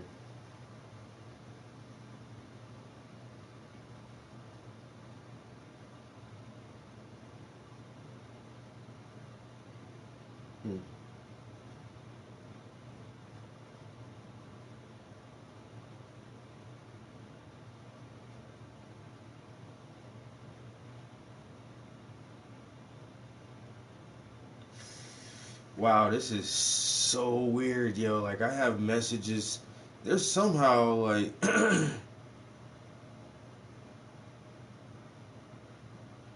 somehow on my business Facebook page, there's an extra file, like, that I have to go into or some weird shit to see, like, message requests from people who I don't follow or something. And, yo, this message is from June. I haven't seen this. I have never seen this message, yo, since, and I got it in June. Oh my God, yo, I'll be missing commissions like that, yo. Oh, Jesus Christ.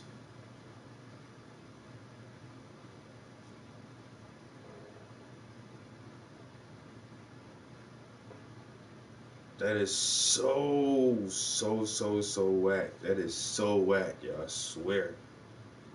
Damn.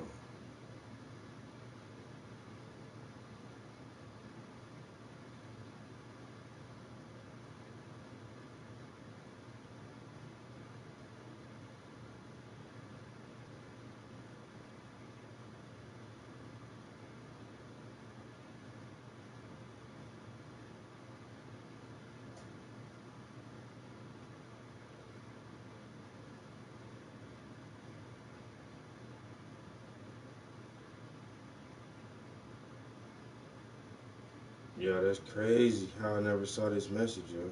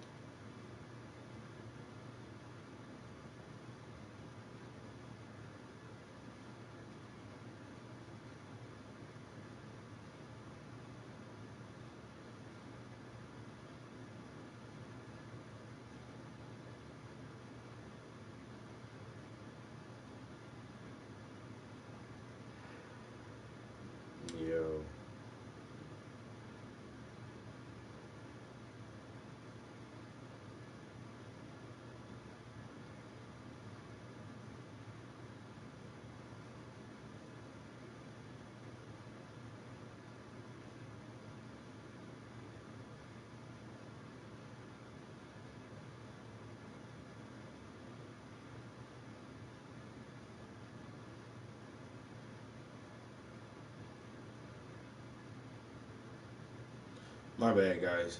Yeah, I missed like 2 or 3 commissions in June for the simple fact that uh, I never saw these fucking messages. And this other part, it's like a message request. And it's like, do you even want to accept the message from this person?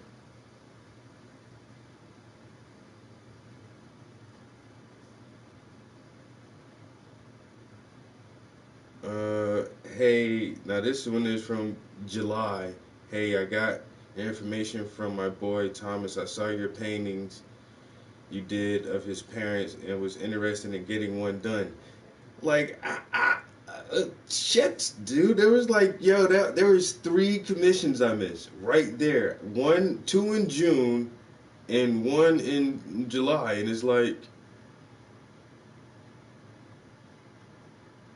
that shit is crazy.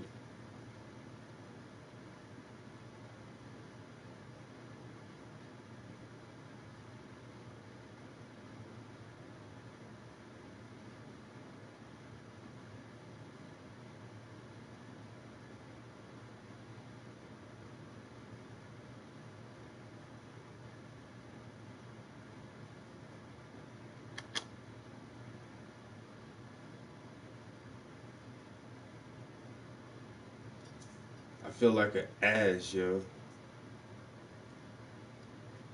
You need a medic. Ear. What up, bro?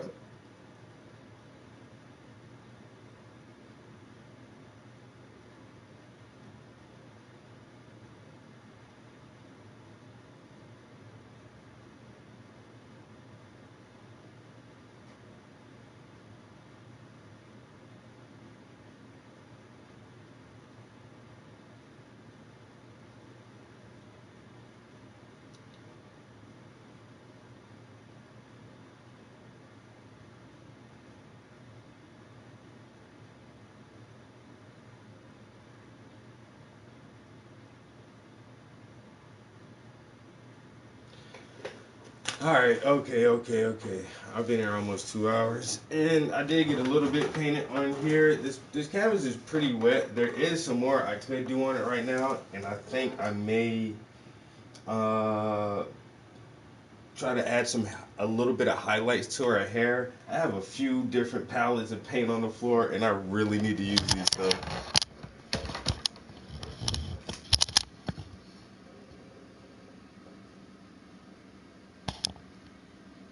Not the new girls. Sound like somebody bragging. Me and my new girl about to go on a little getaway for her birthday. That 3 things right there. What's up? What's up? Congratulations. This man feeling good today. This man feeling good today. He said, I got 3 things going on. And it's all about my boo. It ain't nothing about me. It's her birthday. She my new girl. And we about to go on a trip.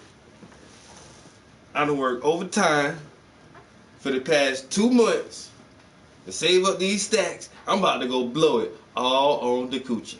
I don't mind blowing money on the coochie. What?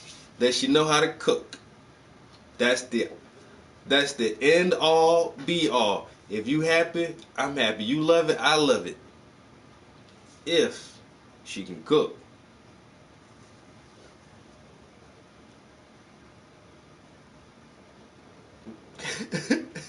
It's Bitcoin money. Oh, you good then? Congratulations. So happy for you and your significant other that y'all have had the opportunity to meet and feel the butterflies in your stomach. This is magnificent. This is a grand occasion. I might have to smoke to this. You know? Ain't nothing like new love that you just want everybody to see. We got to go some way and show people this shit, girl. God damn. We look too good together. Where you want to go? We got to take a trip. Local motherfuckers. We got to go show this shit to some high-class strangers.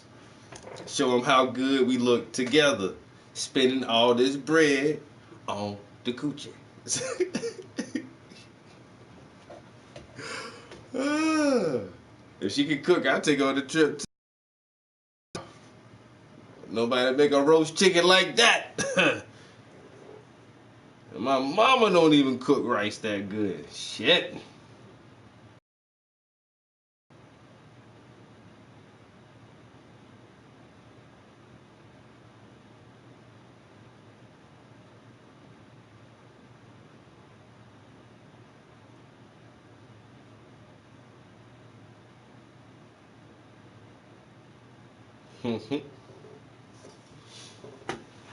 God damn it. Alright, okay. Alright. So what I want to do is consolidate some of the paint. You gotta consolidate some of the paint. Now if you do that, you can save on your supplies so they can multiply.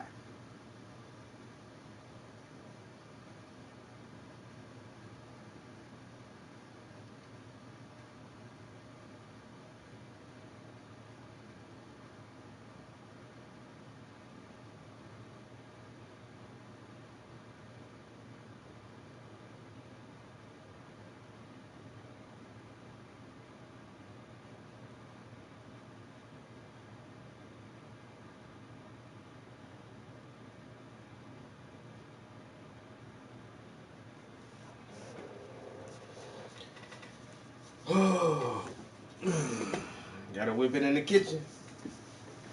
I ain't gonna lie, yo. I can cook. I mean, like,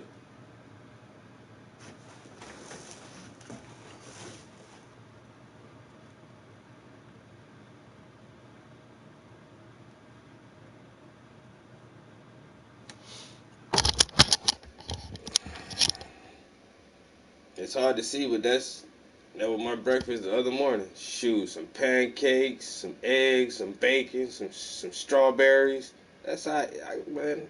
I can cook my own damn pancakes. My dinner the other night. Ooh, some meatloaf and some broccoli and some rice. Oh, I can cook. Yo, that's why I tell any chick, yo, you have to be able to cook as good or better than me. Because if you can't, I don't want you. This is a decision. Cooking is a decision breaker for me, yo. I ain't gonna lie, bro. Cause I will cook. She gotta know how to roast the chicken. What? No, they ain't no stock photo. Man, that's my kitchen. Something simple. Chicken, rice, and string beans. If you can't put that together, bit, like, come on now. Shit. And make it taste good though. You know what I'm saying? Like, hey, I don't play, man. I don't play. Now to make that brisket, that big hunk of meat, some taters and some onions. Throw that thing in the oven with the carrots. And then that shit come out like that. You know what I'm saying? That nice brisket, some potatoes and carrots. Hey, if you can't cook, man, I ain't gonna tell you, man. Hey, I don't need you, bro. I don't need you. I can clean. I can sew. I can bake. Oh, y'all ain't wanna fuck with my beef stew. Well, that beef stew look like some shit your damn grandma made.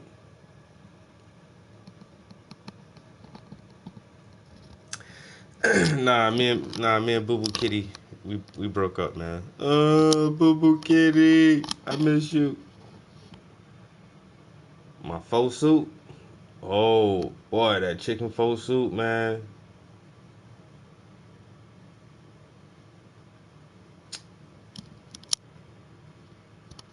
With that fucking fresh cilantro in there.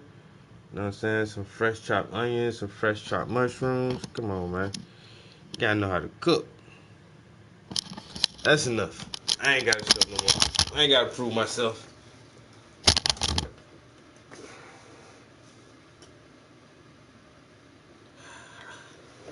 Oh, we broke up in February of this year, but we were together for like 7 years.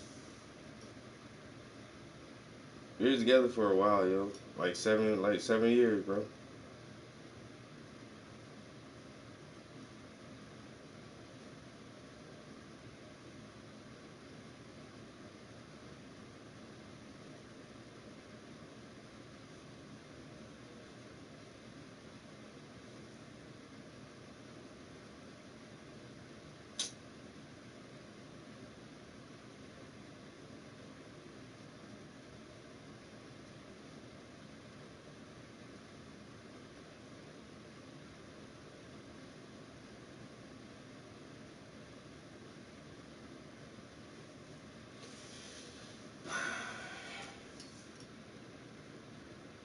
In February, 4 years.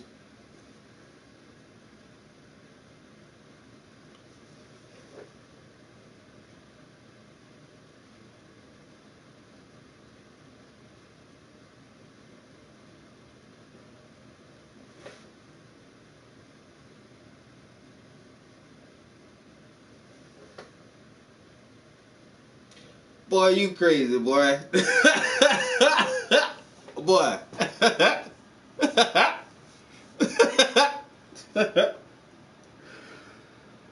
Damn, boy, you crazy.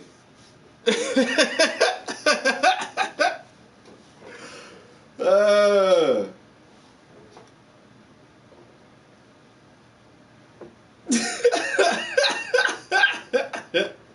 Hey, bitch.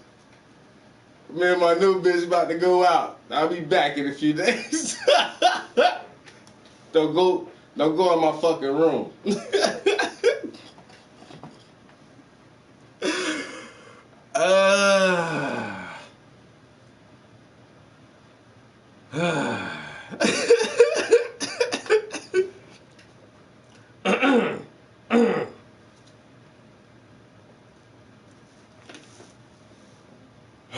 On God, nigga.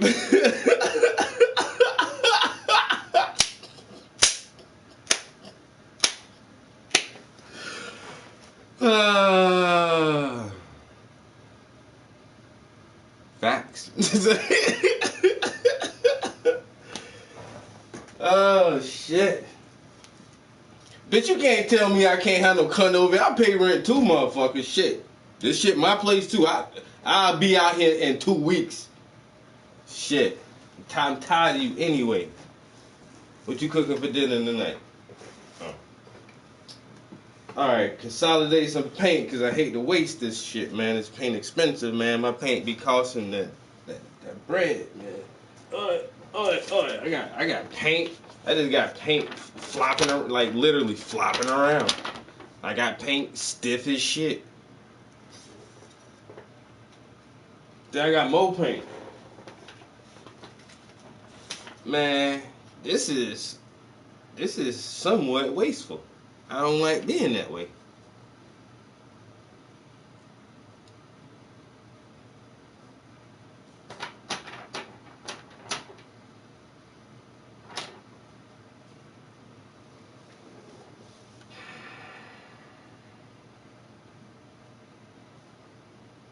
I get happy and sad when I buy art supplies.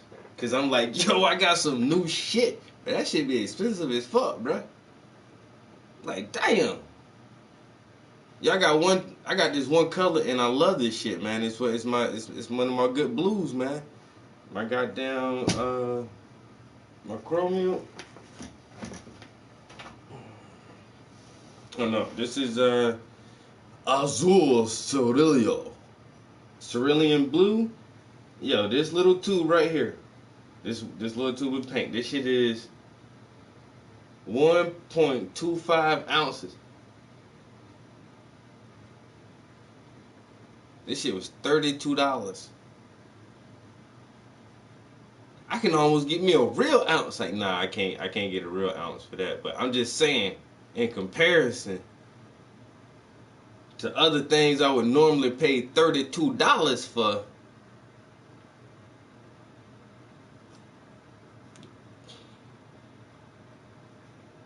$32, bro. That's why I don't be trying to waste none of this fucking paint, homie. I don't be lying to you. Damn, Trap, why your paintings cost so much? Why my paintings cost so much? Why my paint cost so much? I can't make a paint without the paint. Motherfuckers act like all this shit just be free, or like motherfuckers donate it to me or something. Like, I just pull this shit out the air. Ooh, I need some more paint.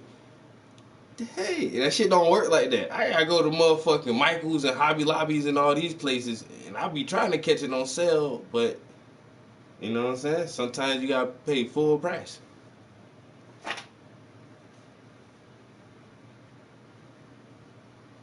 That's why I gotta buy $32 worth of paint for 0.2 ounces. That shit crazy. So let me try to save some of this shit, man. I need to this piece coming along pretty good though. I changed the whole background. I don't know if anybody's seen it what it looked like the first time. But I changed it even from the original photo. So in the original photo, like she's standing in a room and she has like a beer bottle in her hand. And you can kind of see her pocketbook strap on her shoulder and this plant in front of her other shoulder. I just took all of that out and just like made it her. And even like I took the beer bottle out of her hand too. And then to start with, I don't know. I was thinking about like I like blues. Like blue is my shit, yo. And so I was gonna put her like on one of my favorite blues. That's why I paid $32 for that shit, because I love fucking blue that much. And she was on a blue background. What the fuck are words? A blue background. But then I don't know, I thought it was too dark, actually. I ain't gonna lie.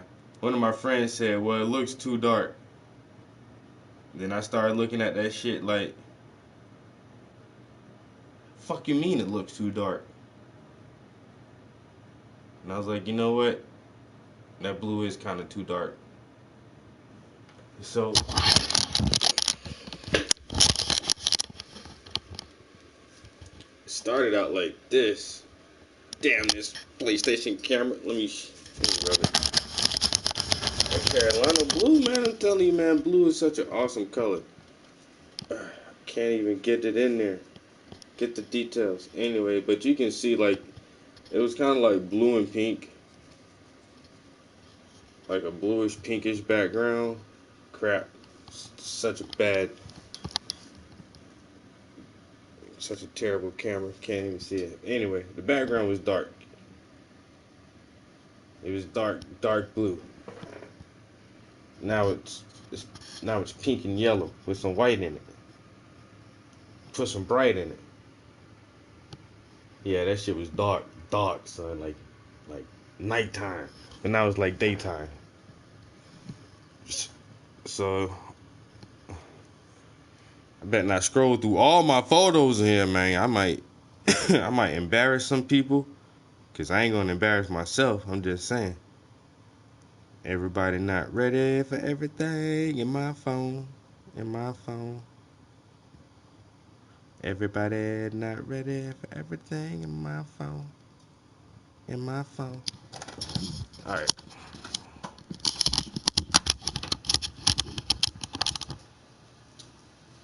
Alright. Oi. So I did change it up a lot.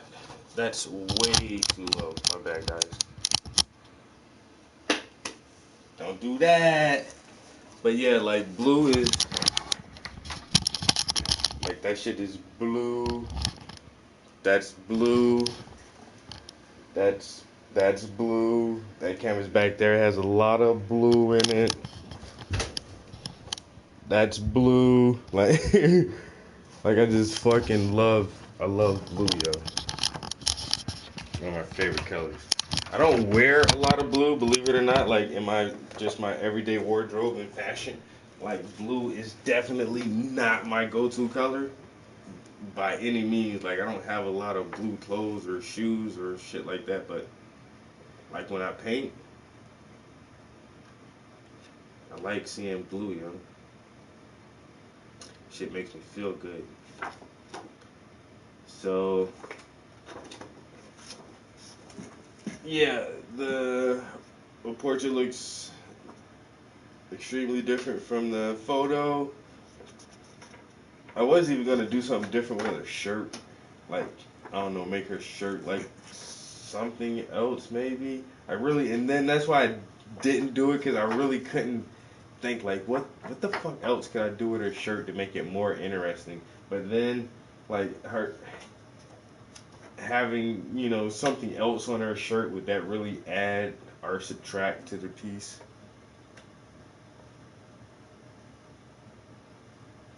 Oh, like a pearlescent purple? Yeah. I like one of my second favorite colors that I do actually wear a lot is like cranberry, or like almost any shade of like burgundy, like that burgundy reddish cranberry type color. I love that shit, yo. I have a couple of like cranberry shirts that are, it can get so deep that it's damn near, it is like a purplish tint. But I love that.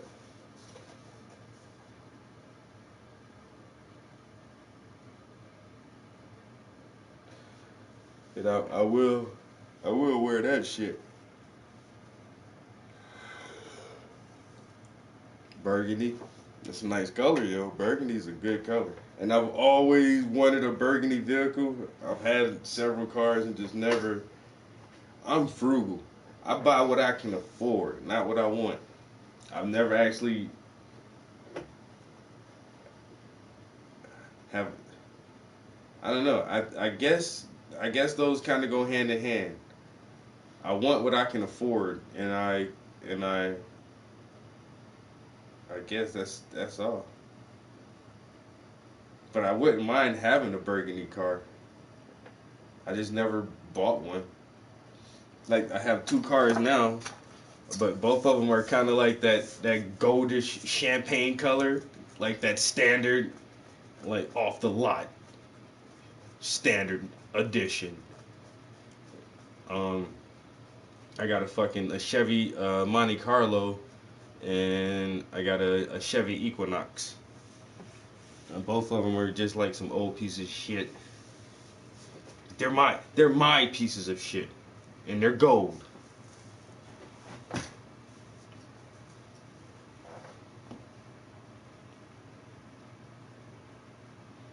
Not that Oldsmobile. I had one of them.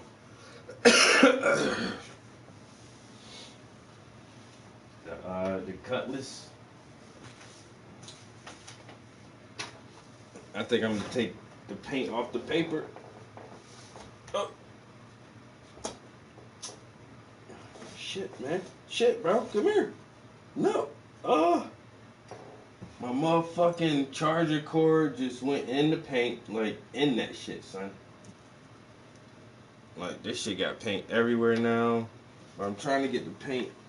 Let me get this paint off the paper and onto the hard palette, and then I can just like throw this piece of paper away.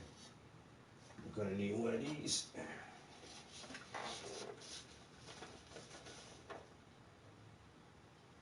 I've had mostly Chevys, yo. Chevys are good cars. You know, the heartbeat of America. But you know what?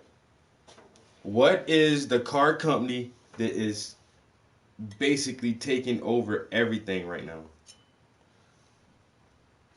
Tesla. Damn it. That's it, bro. Like Tesla's the fucking shit, yo. Fuck every other foreign, European, Italian, American car, man. Fuck all that shit, yo. I want a Tesla too, bro. Fuck that. But I keep thinking about that shit hard as hell, bro. Like, just taking my income tax and like trading in both of my cars and use all my income tax and just put a healthy ass down payment on a fucking Tesla. Like, that's the one thing though. I've never had a car payment. I always buy my cars. Like, I just don't see the point in having a car payment. But I think I'll pick up a car payment for a fucking Tesla, yo. I'm really thinking about doing that shit, yo. Yo, the new Model S he's working on, bro. I done listened to this shit like 3 or 4 times, yo. Oh, watch. And this is what the fuck makes me want to get this shit, right? I mean, even in the previous years, like, the whole concept has been so cool. I'm just a major fan of Elon Musk. Like, I think he's our fucking Einstein. He is our Nikola Tesla. Like, the motherfucker's a genius. And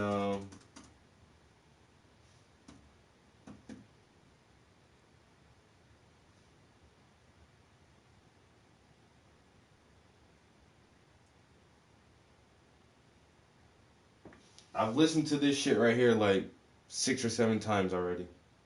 Still, in 2019, no car that can compete with Model S of 2012.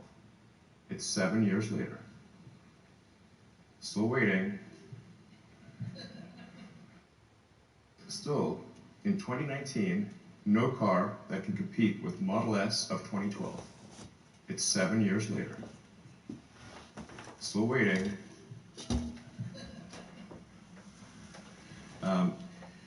Next year, we'll expand the product line with Model Y and Semi, and we expect to have the first operating robo-taxis next year, with no one in them next year.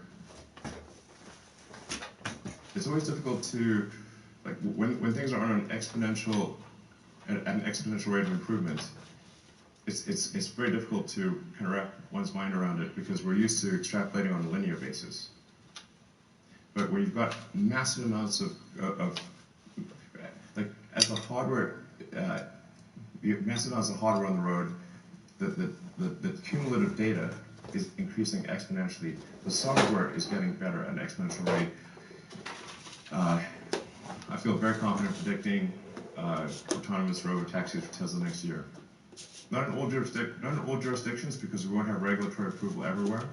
But I'm confident we'll have at least regulatory approval somewhere literally next year.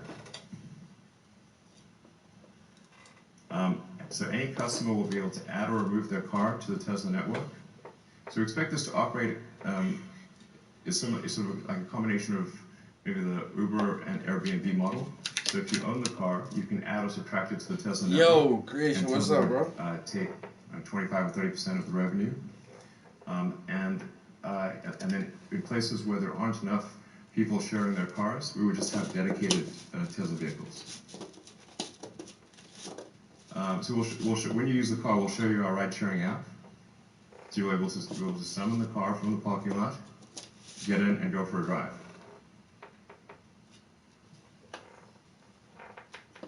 It's really simple. So you just take the same Tesla app that you currently have, we'll just update the app and add a summon Tesla or commit your car to the fleet.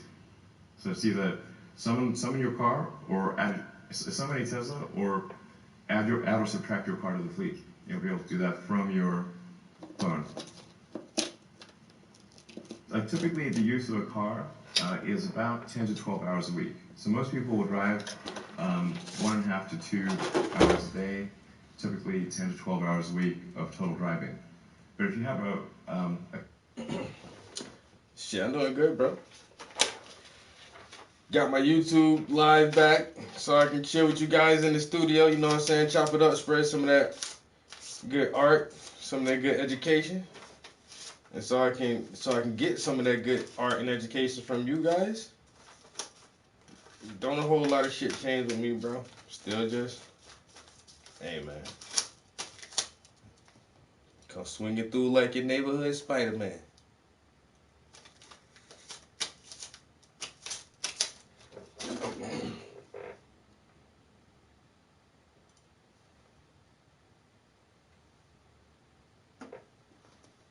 Gotta get fresh for the day. I feel you.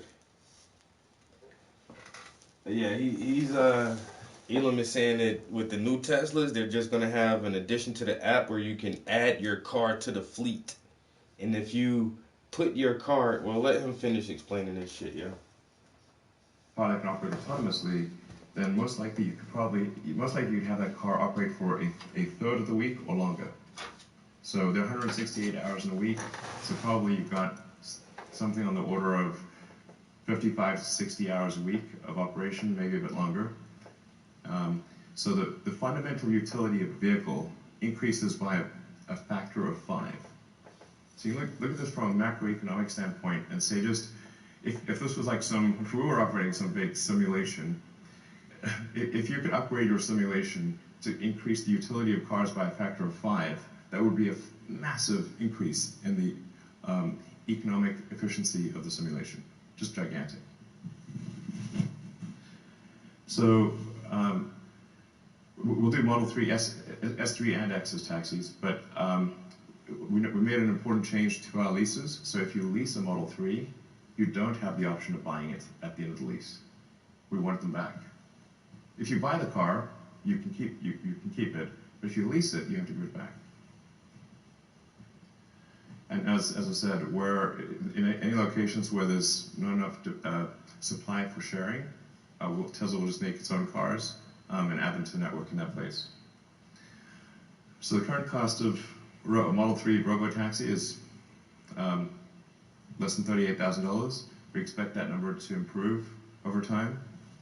And we're designing the cars currently being built are all designed for 1 million miles of operation. So the drive units are designed and tested and validated for 1 million miles of operation. The current battery pack is about maybe 300 to 500,000 miles. The new battery pack that's probably going to test and validated for 1 million miles of operation. Robotaxi is less than $38,000. We expect that number to improve over time. The car will be a brand new car for less than $38,000. And he's expecting that number to improve because as the technology gets better, as the automation and the AI algorithms get stronger, then you will need less parts to the car. And he said eventually we won't have a steering wheel and we won't have gas and brake pedals. And like the more parts of the car that we can leave out, the cheaper the car will be because there's less to it. But he's saying right now his next model of cars will be brand new off the lot, less than $38,000, and they are road tested to 1 million miles. How many people you know right now has a car with 1 million miles on it? Man, my nose hairs are crazy, yo. I can feel it. Like every time I breathe, that shit just shoo. It's not a bugger. I can't grab that motherfucker though. Some bitch. But how many cars you know road tested to 1 million miles? Like my shit, I'm about to hit 200,000 on my truck. And that shit giving me problems already. I mean, my car got 134,000 on it. It's good, but like, that's a big difference from 134,000 miles to 1 million miles. Do I think I can drive my car for, to make it to 1 million miles? I doubt it. Or my truck. I'm gonna need a new vehicle way before them shits hit 1 million miles. But Tesla, Elon say these new Teslas, these shits road tested for 1 million miles. That's crazy.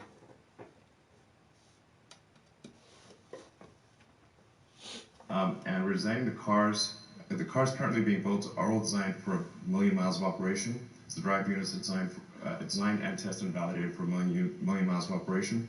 The current battery pack is about maybe 300 to 500,000 miles.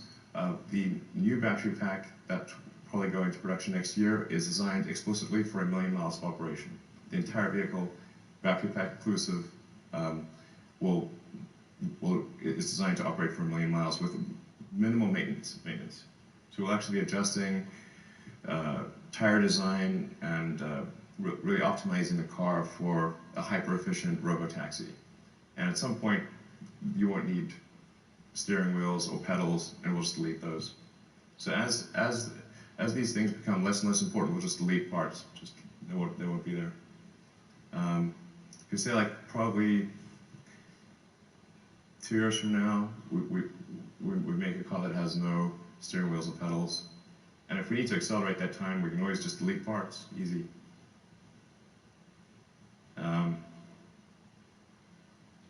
Yeah, probably, say long term, 3 years, robo-taxis with eliminated parts. Maybe it ends up being $25,000 or less. $25,000 for a brand new no car. company that has the full stack integration. And that's the thing, yo. You bought a brand new Tesla, you put it on the fucking Fleet app, and so while you're not using your car, it can go out and Uber itself around and make you money. I'm at work from fucking 8 to 4:30 today. I have lunch at work. I really don't plan on leaving my job today. The whole 8 hours I'm at work. Okay, car dropped me off at work. Put this shit on the Fleet app. Send that bitch out for 8 hours and let that shit run around and Uber people all day and make me some bread. And then, okay, it's time for me to get off. My car drives up to my job, picks me up, take that bitch home. I'm going to be in the house. I went grocery shopping and everything. I'm not going to leave the house tonight. I doubt it, you know. So I'm at home, put my car back on the fucking Fleet app, let that shit Uber all fucking night, you know, come back home 7 o'clock in the morning when I'm ready to go back to work again, you know what I'm saying? And then your car is fucking making money for you when you're not using it. And for a brand new car for $28,000, this fucking road tested for 1 million miles, if you Uber that shit out, you know, a couple times a week for the first couple of years, that shit have helped pay for itself. I gotta get one of these fucking Teslas, yo. I gotta get that shit, yo. That shit is like, this dude has come up with a fucking ingenious plan. That's so fucking genius. Your car can drive itself around and make you money while you're doing other shit. Like you say, most people are only in their cars unless you are some type of driver or taxi or truck driver or something. Like most people, you don't live in your car. You're in your car for, you know, 1 or 2 hours a day to get from A to B. And as soon as we get there, we get out of our car and handle our business. Like the cars just sit there. We can have more utilitarian value out of the vehicles if they're constantly being utilized for something instead of sitting around and taking up space. So next year we'll see, man. I don't know. So I made a major investment last year, and I bought a house. So my house is is paid for. Now, if I can just like get a newer vehicle, I've been really wanting to do that.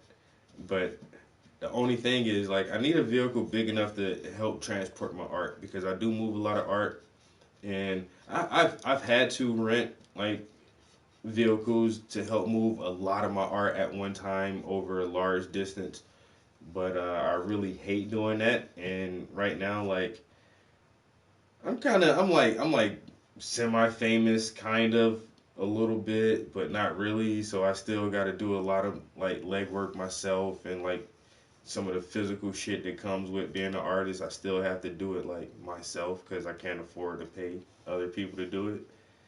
And so I always need a vehicle large enough, like I just have a mid-sized SUV, but it's large enough where if I have a show somewhere, I can load up a few paintings and like drop them off myself, because I can't call a delivery service every time. Like, yo, come grab this shit, man. So, but once I can do that, oh, my head gonna be so big, son. Let me get that real art bread where I just call people call me like, yo, Mr. Prince, we have an open slot in France for April. Will you be able to fill it for us, please? We'll provide all your travel expenses and shipping expenses. Oh yeah, as long as y'all, pay to have that shit shipped over there and shipped back and make sure I have a good hotel to stay in while I'm there. I'll definitely come and show my art in your little French gallery or whatever. It's no big deal. Of course, I'm gonna show up late, probably stoned out my mind, and I'm just say oui to everything. Oui. My fantasies are so weird and awkward sometimes. It makes me feel uncomfortable. Think about it. Alright, so back to the art, because we've been in here for almost 2.5 hours. Let me try to be productive. Not saying that conversations with you guys aren't productive. It's that mental stimulation. Get back to the art. Get back to some art. The vehicle design and manufacturing, we've got the computer hardware in-house, we've got the in-house software development, and AI. Oh yeah, we're going to work on that hair a little bit, I think. It's extremely difficult, not impossible perhaps, but extremely difficult to catch up when Tesla has 100 times more miles per day than everyone else combined. This is the cost of running a gasoline car, or the average cost of running a car in the U.S. adds up to $2 trillion a year. These are literally just taken from the AAA website. The cost of ride sharing is, according to Uber and Lyft, is $2 to $3 a mile. The cost to run a robotaxi, we think, less than 18 cents a mile.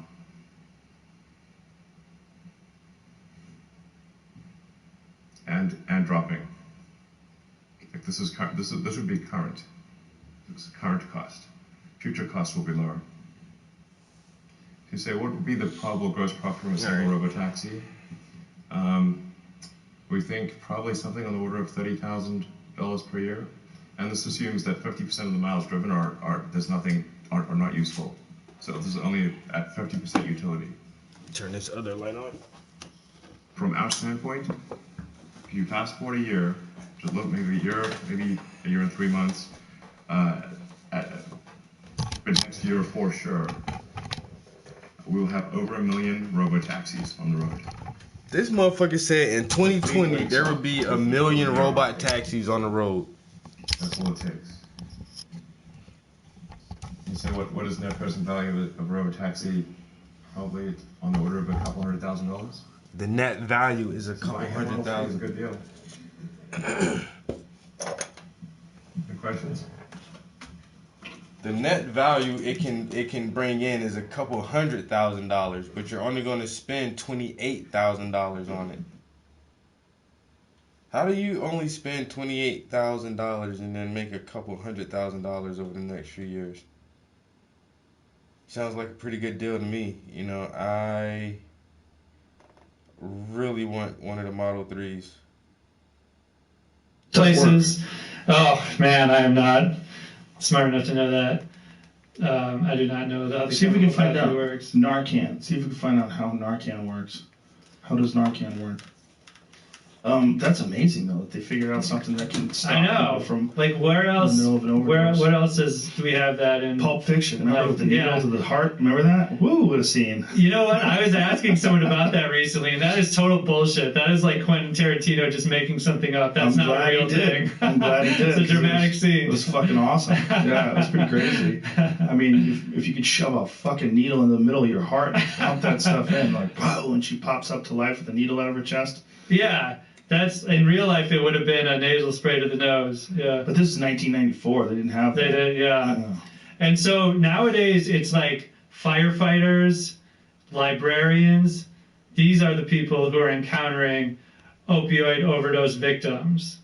They're encountering them in the library. In the They come to the library. library to do drugs, or firefighters or EMTs react to people that are overdosing, right? Yeah. And isn't it the case that some fentanyl overdoses, the people actually have it on their skin? So these people that are helping them, whether police officers or first responders. That's actually another thing that's kind of a Snopes.com thing. They started that. Yeah, no, you can't get an overdose by touching fentanyl. It won't go into your skin. If someone there was a amount of fentanyl and someone sneezed and it was in the air, you could get it by breathing in, but by just touching it, no. Oh, well, that's good to know. It's the best Narcan explanation. reversing an overdose.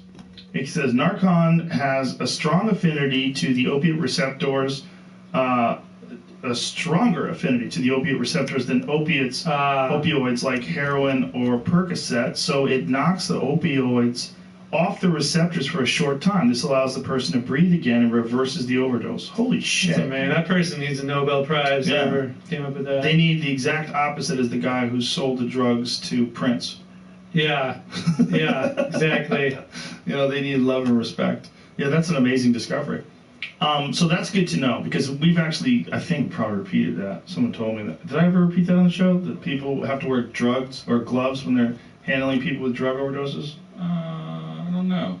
No, probably not. I probably saved I mean, that. have Jack. you ever heard of car fentanyl? What is that? It's 100 times stronger than fentanyl. Oh, I it's have an heard of analog. that recently. It's used as like an elephant tranquilizer. And it's in one of the Jurassic Park movies, that's what they use to tranquilize the dinosaurs. Oh, yeah. That's right. And so I interviewed a bunch of dark web dealers for the book. I even actually met one in person. What do you look like? Well, he asked me not to say, but he You don't had have to this say what he daughter. looked like, He was like a buff dude. He was like was Well, like you're in his saying 30s. too much. You're Yeah. saying too much. We're going to find him now. Cool. Like when you were recording, what is that orange vat of, did you do that kind of same shit when you're talking to him? No, because he knew I was a journalist. I told him I was, and he met wanted you? to say, yeah. Wow. He's like, people think of us as scum, but I want to tell my story, and that's what journalists live on. Right. you What know? is his story? Well, he was he's probably listening to this, man. Hey, bro. That's crazy. He What's was up, dark web drug dealer. total family man with his daughter. He was feeding her French fries and stuff. But he was addicted to meth at one point. He had a lot of sort of depression, self-esteem issues. But then he tried the opioids, and he said it was like an antidepressant. So he became hooked. And so he started selling fentanyl on the dark web because he didn't want his kids to have to live in poverty. He didn't want his drug addiction to interfere. And so not only that, but he claims that he's helping addicted users more affordably maintain their habits. So he has this big fuck, Purdue new Pharma, followers. anti-government, anti-big pharma mentality. So he blames Purdue Pharma made OxyContin pills, and that's how the whole opioid epidemic began. So it was the pills, then people when that switched to OxyContin heroin, first came out, that and shit now was it's crazy. fentanyl's in all the heroin. And so this guy 3 new says followers. that What's because up, he makes a guys? nasal spray too, and he says that people can buy his fentanyl nasal spray on the dark web for $60. Take one spray, it's equivalent to one OxyContin pill, and that's enough to maintain their addiction. And so he says, instead of paying money to the big pharmaceutical companies, people buy this, it's much cheaper. And so he had a whole moral justification of how he did it. So he's an ethical drug pusher. That was his case. The problem is that this stuff, fentanyl, is so potent, and to make it into a nasal it's spray, really you have hard to use this see whole what I'm thing. It's doing, called but- volumetric dosing with the water, and you got to get the exact. But I am actually, proportions. I'm And he's not a applying trained brown. pharmacist. Right. So he's buying it. He's a middleman. Yo, Flex. No. He does it. He makes He it. has a whole process how he does it. cool. Yeah. But he's not a trained pharmacist. He doesn't, How does he know he's doing it right? And so I told him that. I said that to him, and he's like, well, basically, I tested on myself. So if I'm doing it wrong, I would die. So my customers, therefore, know I've tried it. So That guy sounds like he's got a great pitch. but I'm not sure. But I'm not sure. Yeah, I try it on myself, so if so many I people die, who sell drugs and so many people. you know, my customers know that that's the last batch. People have fucked up lives like to paint the best version of what they're doing. Yeah. That's what that sounds like. I tried feel like if all you're my selling drugs fentanyl, someone myself. probably died. All right, I gotta move the So- camera because I'm in a tight it's just- spot it's and one I of gotta those grab things this where paint It's from so here. I mean, what are the numbers Whoa. in terms of annual deaths from fentanyl in the United States? Well, it's up over 30,000 Yeah. a year. And that's more than Think about more that, than folks. The lazy that's more than painter the peak strikes of the again. AIDS crisis. Think about that while people are trying to ban flavored vapes. Fucking preposterous, you know? It's terrifying. 1,000 people. All right. Damn. So many. A lot of people. And there's many people listening to this that know someone who's been affected by this. That's the horrific thing. Is it's sort of snuck up on us where this is And not then I throw it right big back on the floor. news. You don't hear about fentanyl deaths in the news. You would think that if there was like Kool-Aid was killing 30,000 people a year. You'd be like, holy Yeah. shit! The Kool-Aid was killing 2 people a year. Yeah. Yeah. The fact that this fentanyl stuff and it's all happening because it's illegal. It's all happening in this sort of weird gray area. It's, a lot of people in the margins. It's, I want to hear the presidential candidates talking about it. You Yes. know, like, there's so little. At the Democrat debate, they were asked, like, what would you do about the fentanyl crisis, the opioid crisis? And they all said, basically, we got to sue the pharmaceutical companies, like Purdue Pharma. Now, I have sympathy for that argument. I mean, Purdue Pharma and places like Mallinckrodt Pharmaceuticals, no one's heard of that. They're from St. Louis, where I'm from. They actually made a ton more pills. They made like 29 billion pills a year, opioid pills, at the height of the opioid crisis. So these companies, and they made jokes about it. There were these emails that were found that people were like, it's almost like people are addicted to these pills, like, it's just like Doritos. If you keep eating them, we'll make more. They were joking around? They were making jokes about that. While people were dying. While people are dying. So I have total sympathy that we should sue these companies, just like the big tobacco lawsuits in the 90s. The money will go towards care, treatment, all that. But that does nothing to stop the fentanyl crisis. The pill deaths are already starting to drop, which is great. Heroin deaths are starting to drop, which is great. But fentanyl deaths are still rising. And besides, this guy Andrew Yang, who I said, the candidate with Duke, he has a lot of good solutions. Elizabeth Warren has some good ideas in her proposal, wants to put more money. But for the most part, like, these should be the Democrats' people. You know what I mean? Yeah. People on the margins, but they're like barely talking about it at all. I think it's one of those things where just being president, right? Being president is an impossible job. There's no way one person can really control every single aspect of our civilization. It's just not possible. And I think that's the same thing about running for president. No person running for president really can address every single issue that this nation is dealing with. So they stick with the big ones, like jobs and, inequality, Universal basic income. things That's what that just Andrew don't Yang is hit running people, on. push the button Yeah. when they get into the booth. I mean, that's all they're doing. This is just I hope you like me sort of pitch, Yeah, I mean, it's killing more people than car accidents, more than guns even. Do you know that? I did not Kills know. more people. So than guns. who are you guys looking at as the What kills me Democratic is I just Democratic don't see a logical nominees? first step. Where Cory someone Booker, can do something about Andrew other than Yang, legalization of drugs. This is also the step. Joe I'm sure you Biden? probably heard what What's the happened chick's name from Hawaii? The military chick? Yesterday? No. It was, Then the black chick No, from that Cali? was the son, was it? No, it was a new one. A family, a woman, and her children were gunned down. A Mormon woman. They have these Mormon compounds in northern. Oh Mexico. yeah, in Mexico, so they can fuck all the women they want. The Mormons Women crazy killed down there. by cartels. Oh, really? Jeez. And just gunned them down. Then more people were injured. 10 people. A little girl was shot in the back. And she's in a hospital. It's like they just gun these people down. And this is all just this inhuman violence from the cartels. and the cartels that have rose to power and prominence because of the fact that there's an illegal drug trade. So there's money to be made. So instead of that money being made by pharmaceutical companies, that money is being made by these ruthless, murderous cartels. And this is exactly what happened during Prohibition in the United States. When they made alcohol illegal in the 1920s, was it 30s? What was it? 20s? I think it was 20s. 20s, yeah. When they made alcohol illegal, it didn't stop people from drinking. It just made people sell it illegally. Yeah. And so organized crime rose, and then Al Capone and all these different organized crime members. The Kennedy family and the fucking the Bush family. Power. And we're seeing the exact same thing happening in Mexico. And again, alcohol is simple, right? Yeah, make it legal. We're adults. It's not the pills are not simple, right? It's a scary one. It's scary. Well, the war on drugs stuff, it's increasingly going to be turned towards China. And in fact, Trump. Yeah, because I think China is making most of this fucking fentanyl shit. Stuff, the increasing the tariffs.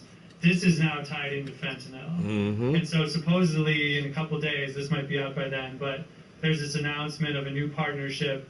China says they're finally going to crack down on these drug labs. And we'll see if it happens.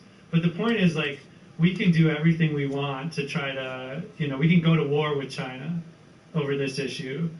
But, what is our past record in this realm?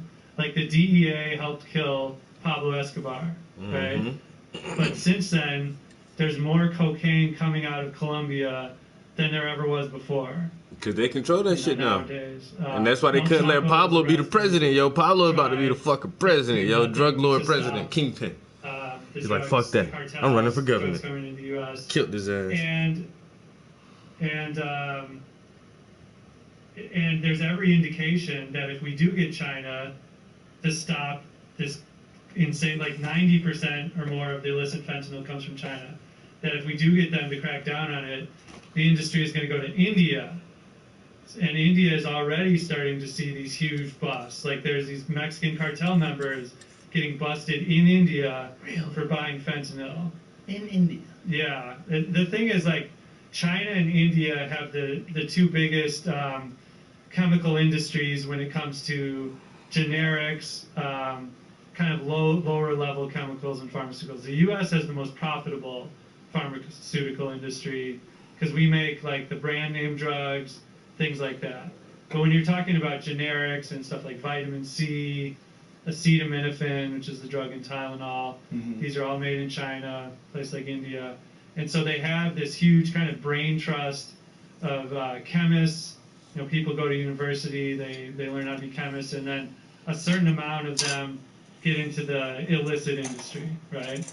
So Mexico doesn't have that. Mexico doesn't have its own chemical industry and a bunch of scientists who can make fentanyl, who can make these new drugs. So that makes India so susceptible to it. And the biggest problem is actually not even the fentanyl itself. It's the fentanyl precursors. And do you know what those are? Yeah, it's the chemicals that are used to make fentanyl. Exactly. Yeah. And so that was sort of the main investigation in my book. Like, almost like 80 pages of the book are dedicated to this one company. They're called Yuan Cheng, this Chinese company that makes more fentanyl precursors than any company in the world. They're legit, and not only that, they sell them to the Mexican cartels, and they're totally sanctioned, not only sanctioned by the Chinese government, but they get tax breaks from the Chinese government. They get subsidies, they get their land subsidized, their staff training, things like that. And that was sort of the most jaw-dropping revelation that I had, was that the Chinese government is not only failing to crack down, but they're encouraging this industry. They're encouraging the industry. That's insane. So it's just, the idea is, look, it's making a lot of money. Just keep making money. Yeah, it's a lot of people ask me if they think this is a blatant conspiracy to try to, like, inflict harm upon the U.S., a subversive form of warfare. And so I think it didn't start out that way. I think that these benefits were given so that China could increase its exports, could grow its economy, particularly when it comes to chemical exports. So that's why these tax credits started. They're called value-added tax rebates. And so what that means is any chemical that you use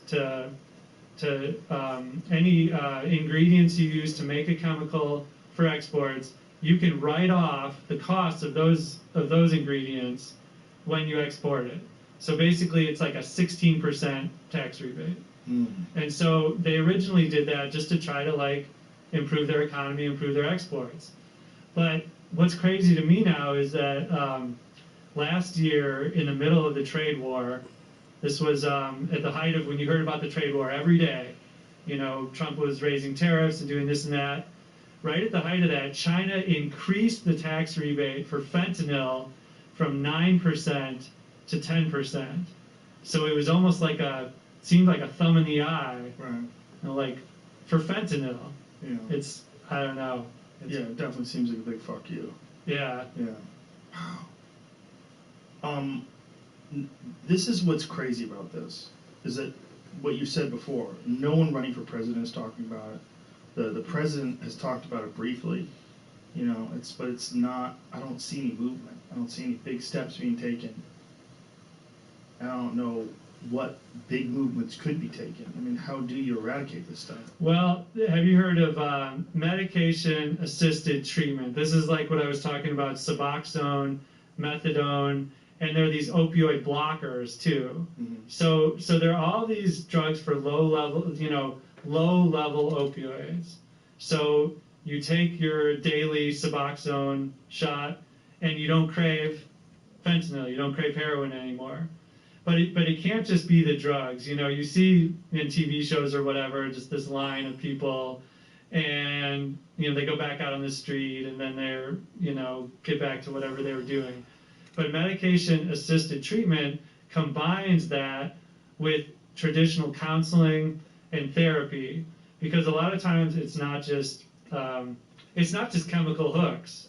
You know what I mean? It's people's lives. They have problems. They're like out of work. Right. They got terrible family problems. They have trauma in their past.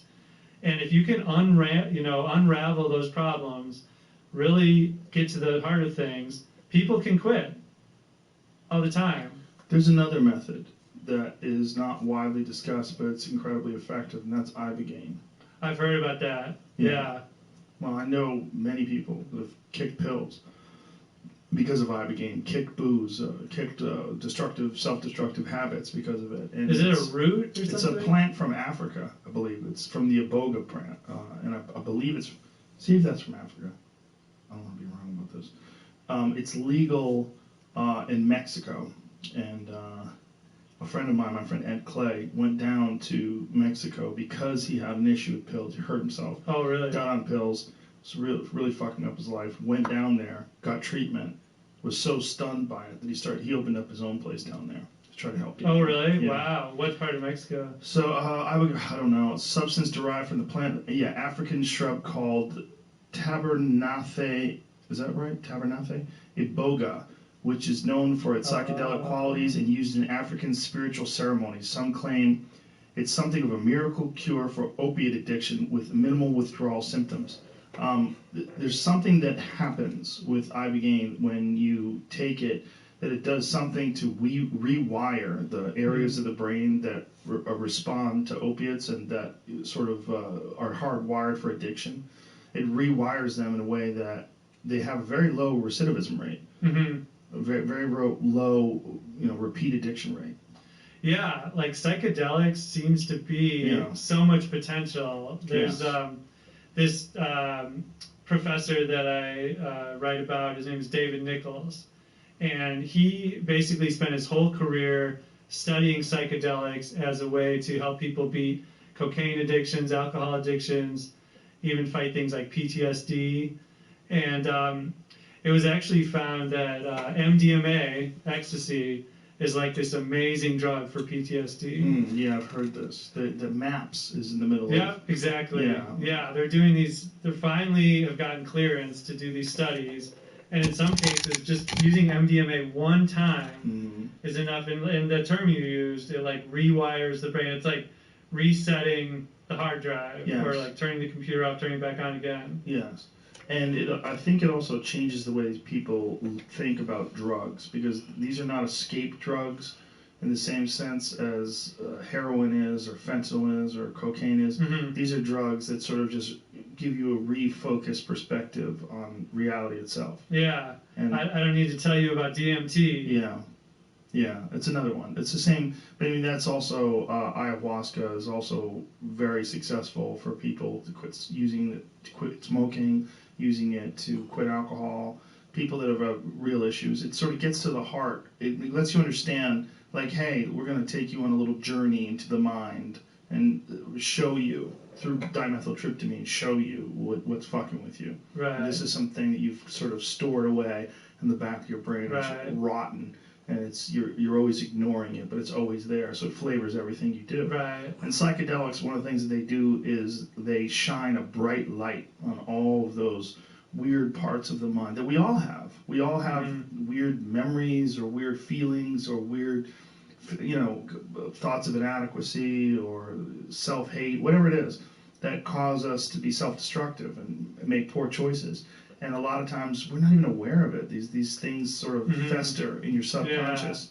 Yeah. And DMT, psilocybin, a lot of different psychedelic drugs, which oddly enough, the most potent ones, they mirror normal human neurochemistry. Oh, that's amazing. Which DMT is a part of normal human neurochemistry. It's produced by the human body. I've heard that. Yeah. And I've heard that, like, ayahuasca is like 12 hours or whatever experience. It's a long experience, yeah. And I've heard that DMT is basically the very peak of that, like, distilled down. Yeah. It's the way I describe it is mushrooms times 1,000,000 plus aliens. Uh-huh.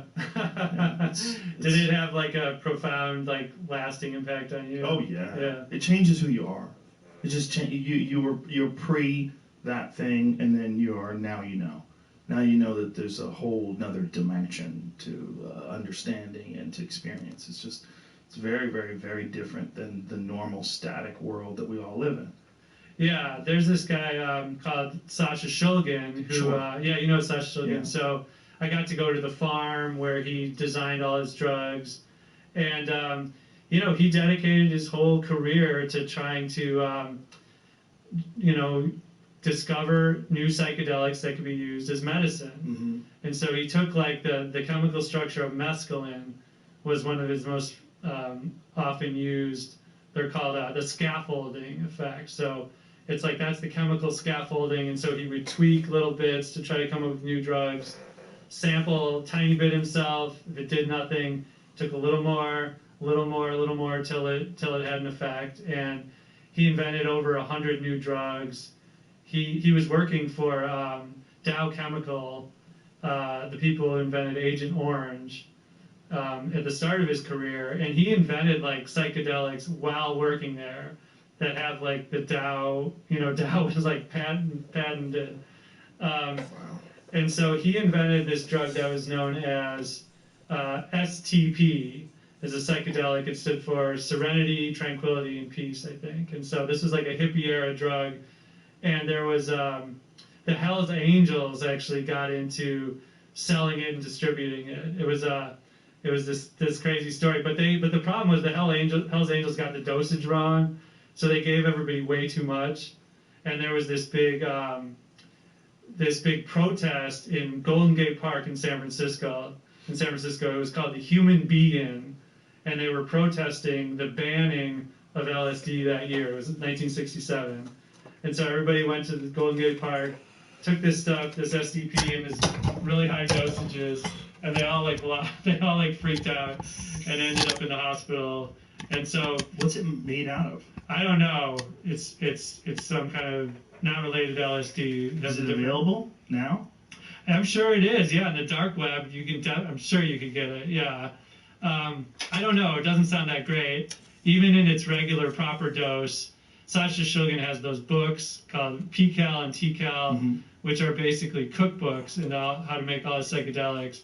And even he, like, wasn't that crazy about this one. But anyway, after all these people in Golden Gate Park started freaking out, and Dow Chemical realized that it was their guy doing this, they're like, all right, that's enough. Shut him down. Yeah. Have you ever heard of Hamilton Morris? Yeah, he's great. He's the OG. Hamilton's Pharmacopoeia. He's great. I've seen him on here. Yeah. Yeah, he's the most knowledgeable person that I know in terms of For sure, the history of these things. And he interviewed Sasha before he died. He loved Sasha.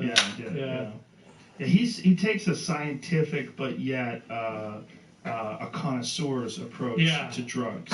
I mean, he's very scientific about like what's happening. Yeah. But yet, talk about like the way sommelier would discuss a fine wine. Yeah, I remember he's talking about it. He took a cannabinoid. He's like, it's my crown chakra is feeling. Yeah, he's hilarious when he's blitzed on that show, Hamilton's Pharmacopoeia. And you know his dad, right? Yes. Yeah, it's amazing. Earl Morris is such an amazing documentarian. Yes. Yeah. We did a podcast. We've done two, but the first one we got way too high. We were useless. Yeah, I remember you guys talking about that. Yeah. We were useless. I mean, we were useless. It's like, hey, Hamilton Morris is on the show. That was the early days of the podcast, too. The early days of the podcast, we often got way too high. Yeah. I had to figure out how to dial it in. Yeah. That's the number one thing people ask me when I said I was going on this show. They're like, "Are you gonna get high with Joe?" Like, I would be so useless and impart no information. And plus, it's like the opioid epidemic. I gotta get my facts right. It doesn't seem like appropriate time to get fucked up. Yeah. Yeah. What are you trying to do with this book besides let people know the history of fentanyl? Do you feel like with education you can do some good because people will be armed with facts and understanding and they can make better choices? Yeah, all the above. The government, like all branches of the U.S. government, have been reaching out to me about this book. That's great. That's good to hear. Yeah, people want this China stuff. Nobody knew anything about what China was doing and why, and so I'm, like the left and the right are sort of like this book, which is a rare consensus because the right wing is really into China is fucking with us. And the left wing is really into this idea of harm reduction. And that's my big sort of talking point. It's like the war on drugs stuff is, I always compare it to sex education, right? I mean, we can teach abstinence, believe that kids aren't going to have sex, stick our heads in the sand, or we can understand kids are always going to have sex, kids are always going to take drugs. Let's try to help them do it more safely. Right. And so, if I've been in rooms where it was like, hardcore law and order Republicans, and I just try to make my point. We can keep doing things the way we have. We're failing miserably. Why not give these other methods a chance? Mm-hmm. And a lot of times they have a proven track record of success in places like Europe. What are we waiting for? Right. Yeah, we have this Puritan ideal. The abstinence ideal, and then we apply that to drugs, and I just think it's so foolish. It really is, and it's also so politically dangerous to say anything other than that.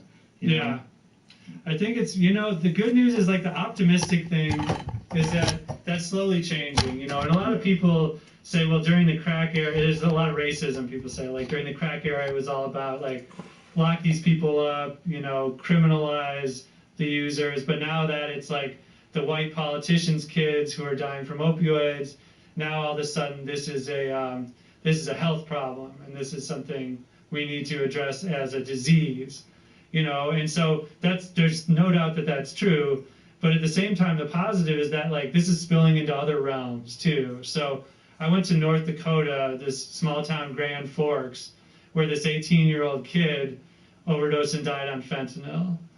And it just shocked the town. Everyone freaked out. But it inspired all these new reforms. So now they have all these new laws in North Dakota, things like the Good Samaritan law, where if someone is with you and they die from drugs, you can call the police and they won't arrest you. You know what I mean? Because that happens in a lot of places still. Right. If, they blame the person who they were with. And they have things like they can use Skype, a Skype type service when they live in these small rural towns to get a prescription from a doctor far away. They can use these services, and And what they told me in Grand Forks is that this system is it's spilling over to other, even like alcoholism now. People are starting to think of that as a disease, and so I think there is slow progress being made. Well, that's good to hear. I mean, it just takes time, right, for people to understand that this is a real issue that's affecting everyone. I think you're right about the racism in terms of like the attitude about crack versus cocaine, and that could clearly be demonstrated by sentencing. Yeah. You know, people were sentenced, the mandatory minimums for crack use were so much higher. When people got caught with crack or selling crack, I mean, they went to jail for a long fucking time, whereas people got caught with cocaine, they didn't go to jail for as long, and the treatment, the sentence is much smaller. And Dr. Carl Hart, you know? He's great. He's great as well. I've had him on here, and he was explaining. He's like, look, there is no difference. Yeah. He's like, it is cocaine. I mean, this is cocaine. If you want to break it down to the drug effect on the body, they're the same thing. And one of them sends you away for a long time. One of them doesn't. Yeah.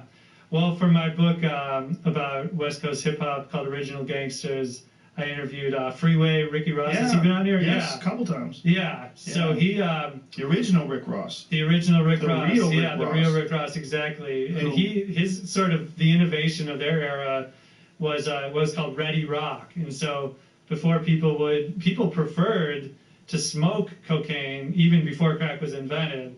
Freebase. I mean, that was right, exactly. what Richard Pryor got in trouble with. Yeah, exactly. So the innovation was to make it so you didn't have to freebase. It was ready to smoke.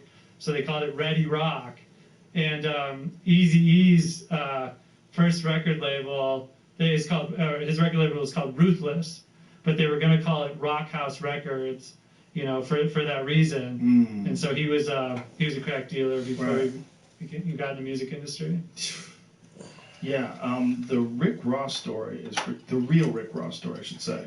Rick Ross, Freeway Ricky, which is what they used to call him, was making millions and millions of dollars. Did not have any idea that he was involved in that whole all of the noise. Which is incredible. Yeah, they were using the cocaine money to fund the war with the Contras and the Sandinistas. Rick Ross is. I wrote about him, and so I ended up actually playing tennis with him because He's a really good tennis player. Yeah, I heard he was, and I was a big high school tennis player too. So I was like, let's do this.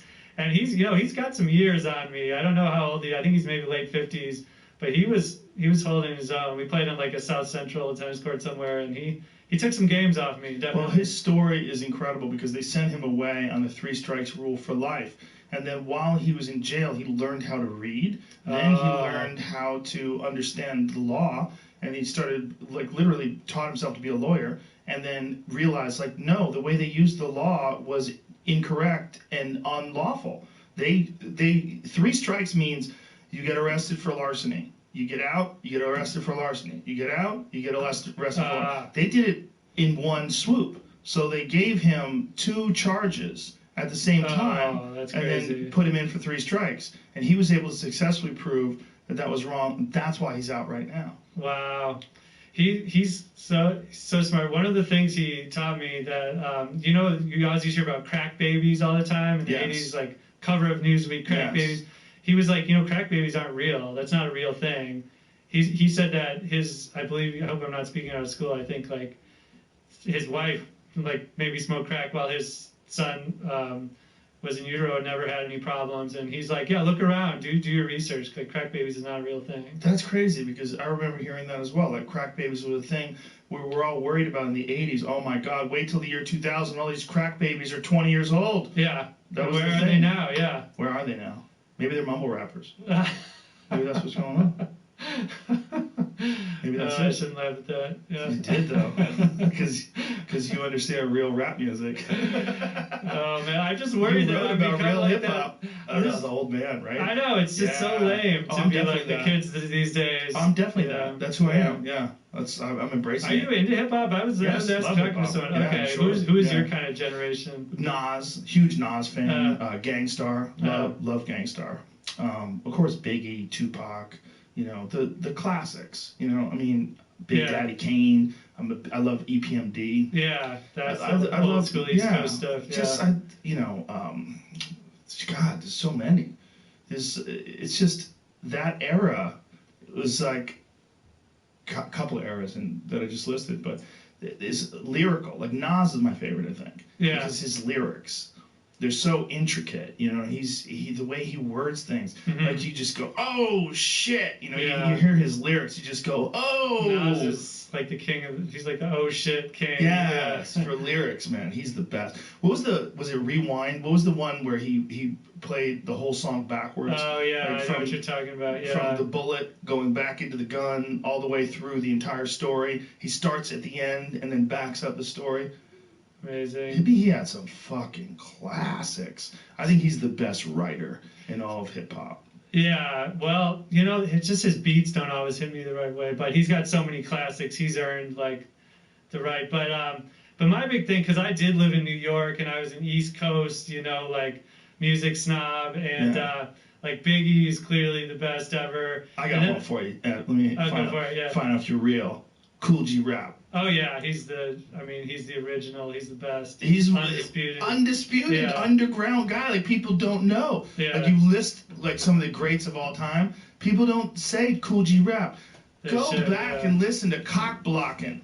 That is one of the best fucking songs ever. To this day, I'll go listen to that song and it'll make me laugh. Yo, Cool G Rap was one of the greats.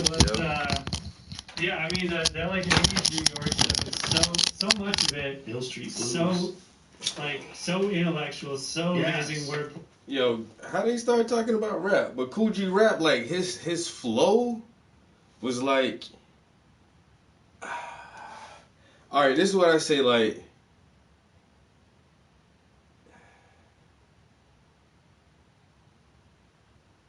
Grandmaster Flash and goddamn Curtis Blow and all those cats, like they really did start like the hip hop shit, but it was a certain sound for a long time, and you know all of them had it all the way up to Run DMC, and even when the young LL Cool J, they still had kind of like that same ha ha ha ha ha ha ha ha. And you know who I think really changed that shit to start with, yo? Rakim. Because Rakim came right on the heels of Run DMC and all those cats. But his flow was crazy. His flow was like more modern. Well, now not how it is now, but like more towards like what the kind of rap flow that I grew up listening to. So I think Rakim kind of switched that shit for the game, yo. How to say your words, how to come with that shit. And then I think who evolved that shit next was Cool G Rap, yo. Like when that motherfucker rap, yo, he was an old head, but that shit sound like how niggas was rapping, like.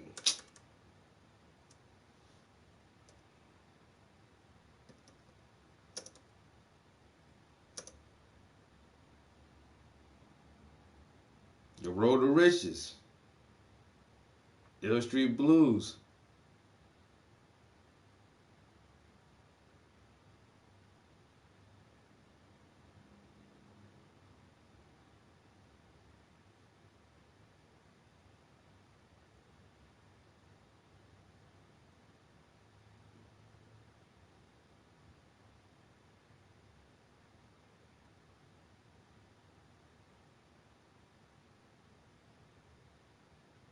That boom bap throwback.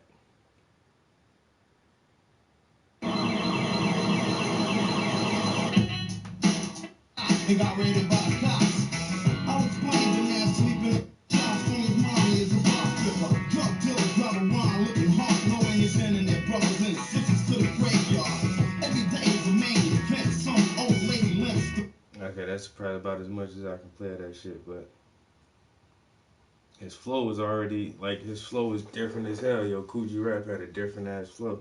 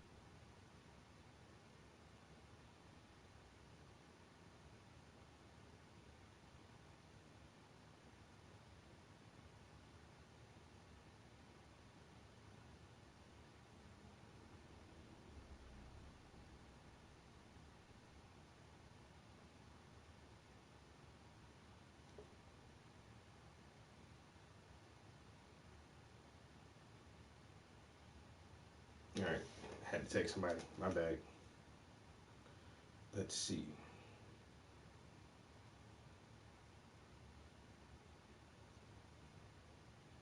Go back and listen to Cock Blocking. That is one of the best fucking songs ever. To this day, I'll go listen to that song and it'll make me laugh. Yeah, that was. Yeah, I mean that like 80s New York stuff is so much of it. Hill Street Blues. So intellectual, so amazing wordplay. Yes. But see, when I came to LA though, everyone's like Tupac, and I was like, I don't get it, man. His flow is not that great. You know, I just don't get it. But the more I like listened to his lyrics, the more I saw he was more than just a rapper. He was like a cultural influence. He was like a political leader to a lot of people. And finally, I'm like, yes, I get it. He stood for something. And now, like, I just don't hear Biggie the same way, you know, because so many of his songs are about, you know, partying and crime and stuff. And the bigger message of Tupac just really won me over. And then, well, I don't think it's a competition, but I know what you're saying. I mean, Tupac definitely had a different vision. But Biggie, you also have to realize Biggie was like, how old was he when he died? Oh, yeah. 24 or something? Yeah. I mean, Tupac was 25. And one of my favorite videos of Biggie is Biggie standing on a street corner when he was like 16, 17 years old rapping. You ever see that? Mm-hmm. I think I have. It's with the lumberjack stuff? Yeah, he's got a fucking, I think he might even have a piece of paper in his hand where he's like reading the rap off, or he's got it like in case he fucks up. But his flow was so good, even as a little kid. He was a fucking kid, man. And he was like as good as any rapper alive. Can you find that? Can we play that? We'll get in trouble? I'll play it for you afterwards. After the podcast, we'll play it. And his breath control and like his weight. Sometimes I feel like you gotta be like fat almost to be an amazing singer or rapper. Well, comedians too. A lot of fat comedians, like Patrice O'Neal, one of the greatest of all time. There was something about his girth when he was on stage. He had like power and like this whole thing. Here's Biggie on stage. Yes, he's got a piece of paper in his hand. That's amazing. He's so small. Towel. Oh, it might be a towel. Oh yeah, you're right. 17 years old in Bed-Stuy. Yeah. And just murdering it. He's not everybody around him. Now look at everybody.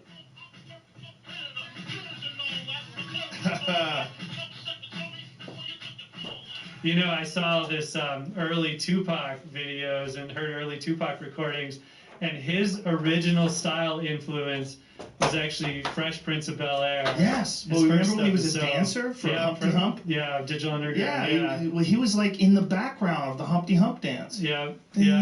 Arsenio Hall, you can see him do that. Yeah. Yeah, no, Tupac was a dancer. I mean, and when he was young, which is really interesting when they interview him, he was like, he wasn't thugged out at all. Like, well, he's the son of two Black Panthers, you know, the politics was always his thing. What is that from? Oh, he had the movie. Yeah, that's right. Yeah. Oh, I forgot about that. Yeah, that was his debut. That was his, like, solo So, these are the only...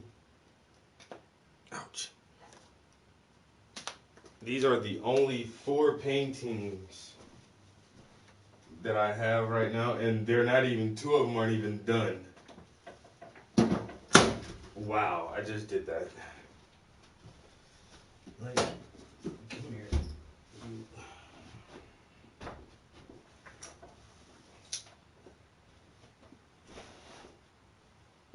So this is done. This is done. It's not.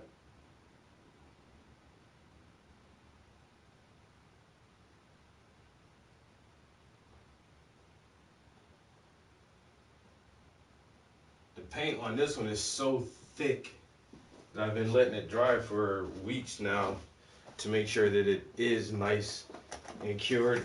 I mean, the paint under here will be wet for 50 years probably, but at least the surface is cured enough and hardened enough where I feel comfortable to add a layer of varnish to it. So I might actually varnish this afternoon.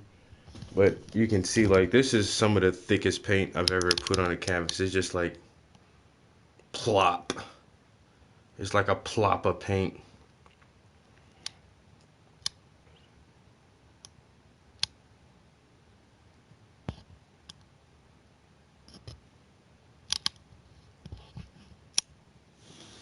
but it turned out really good. So I can varnish this one maybe today.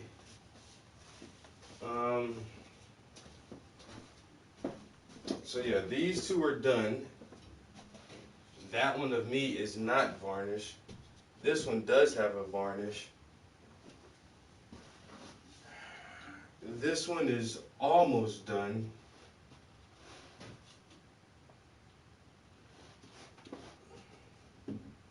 And this one is the one that I'm going to complete next. Hopefully.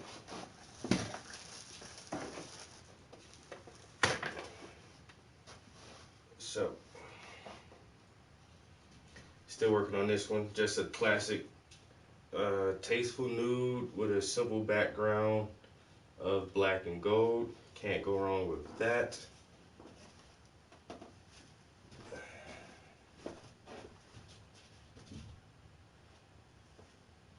So those are the 4 paintings that I have that have not been out of the house yet. Like these haven't been shown. Oh.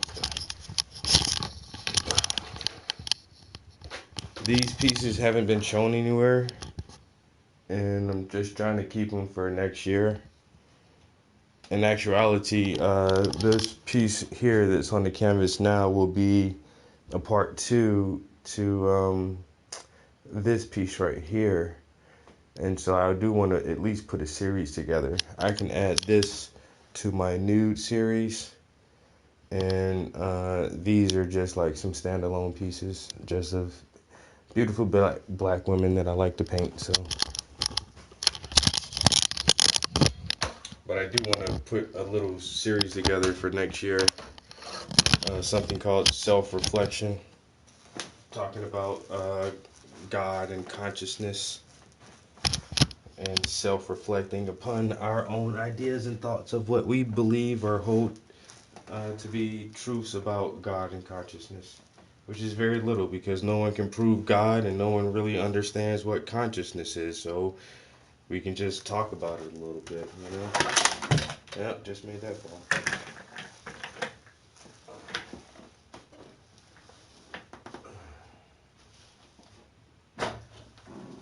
Come on.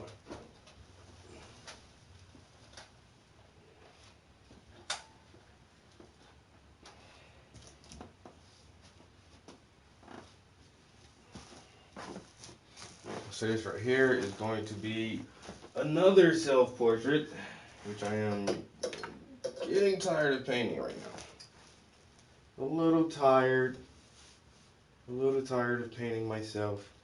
Wish I had some different models, but I don't. So, you know, it is what it is. No other models, I just continue to paint myself.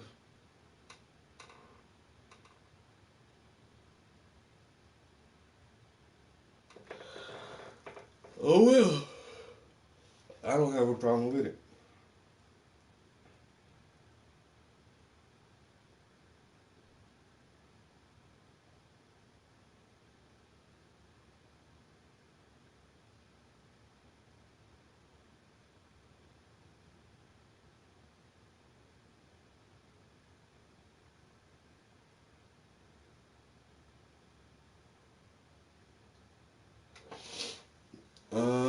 Let's see. It's not even 11 o'clock yet, but I've been here for 3 hours already.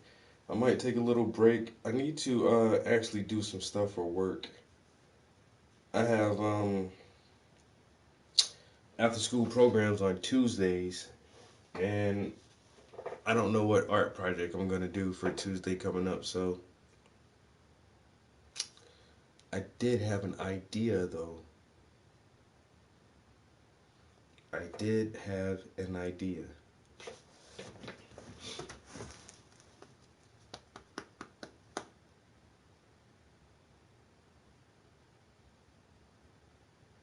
I wonder if I have everything here to make it out of. And I probably do.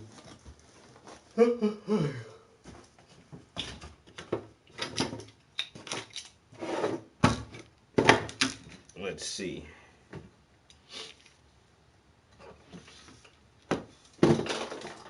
Because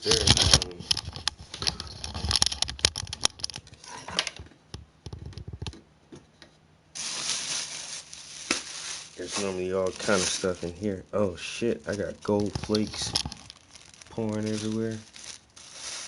I got some butterfly stencils.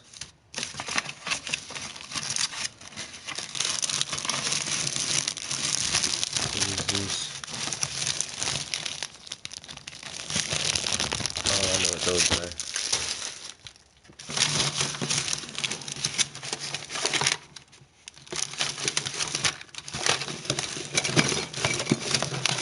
I thought I had some construction paper in here.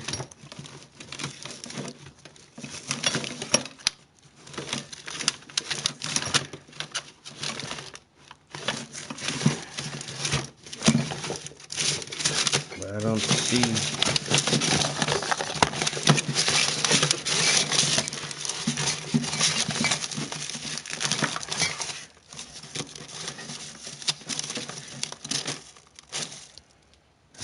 I don't see any construction paper. I might have to go grab some of that for this project idea that I'm thinking of.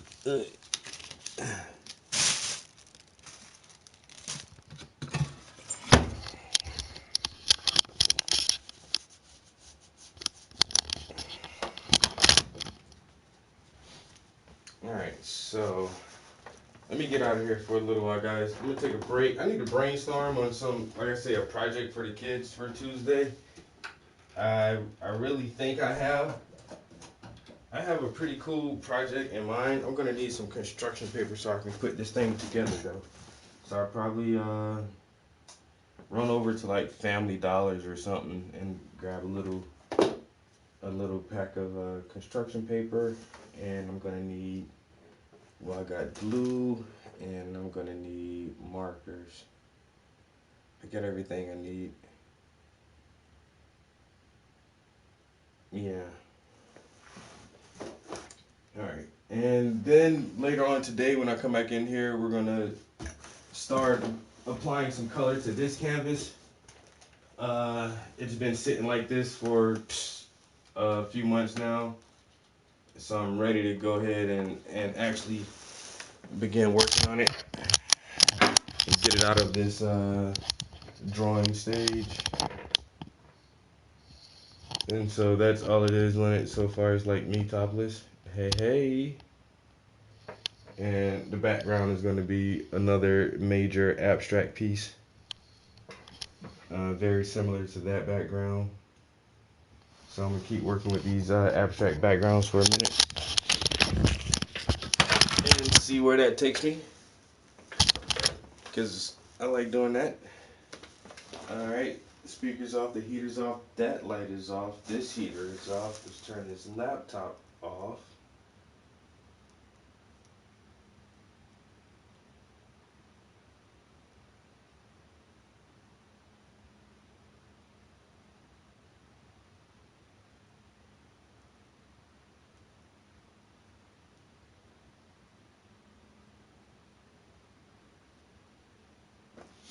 Alright, that's shutting down. And turn off the PlayStation and the TV. Hey, I appreciate you guys sitting here chilling with me with this art and education, watching me finish up some of these portraitures and have a good conversation. Catch you guys next time. Peace.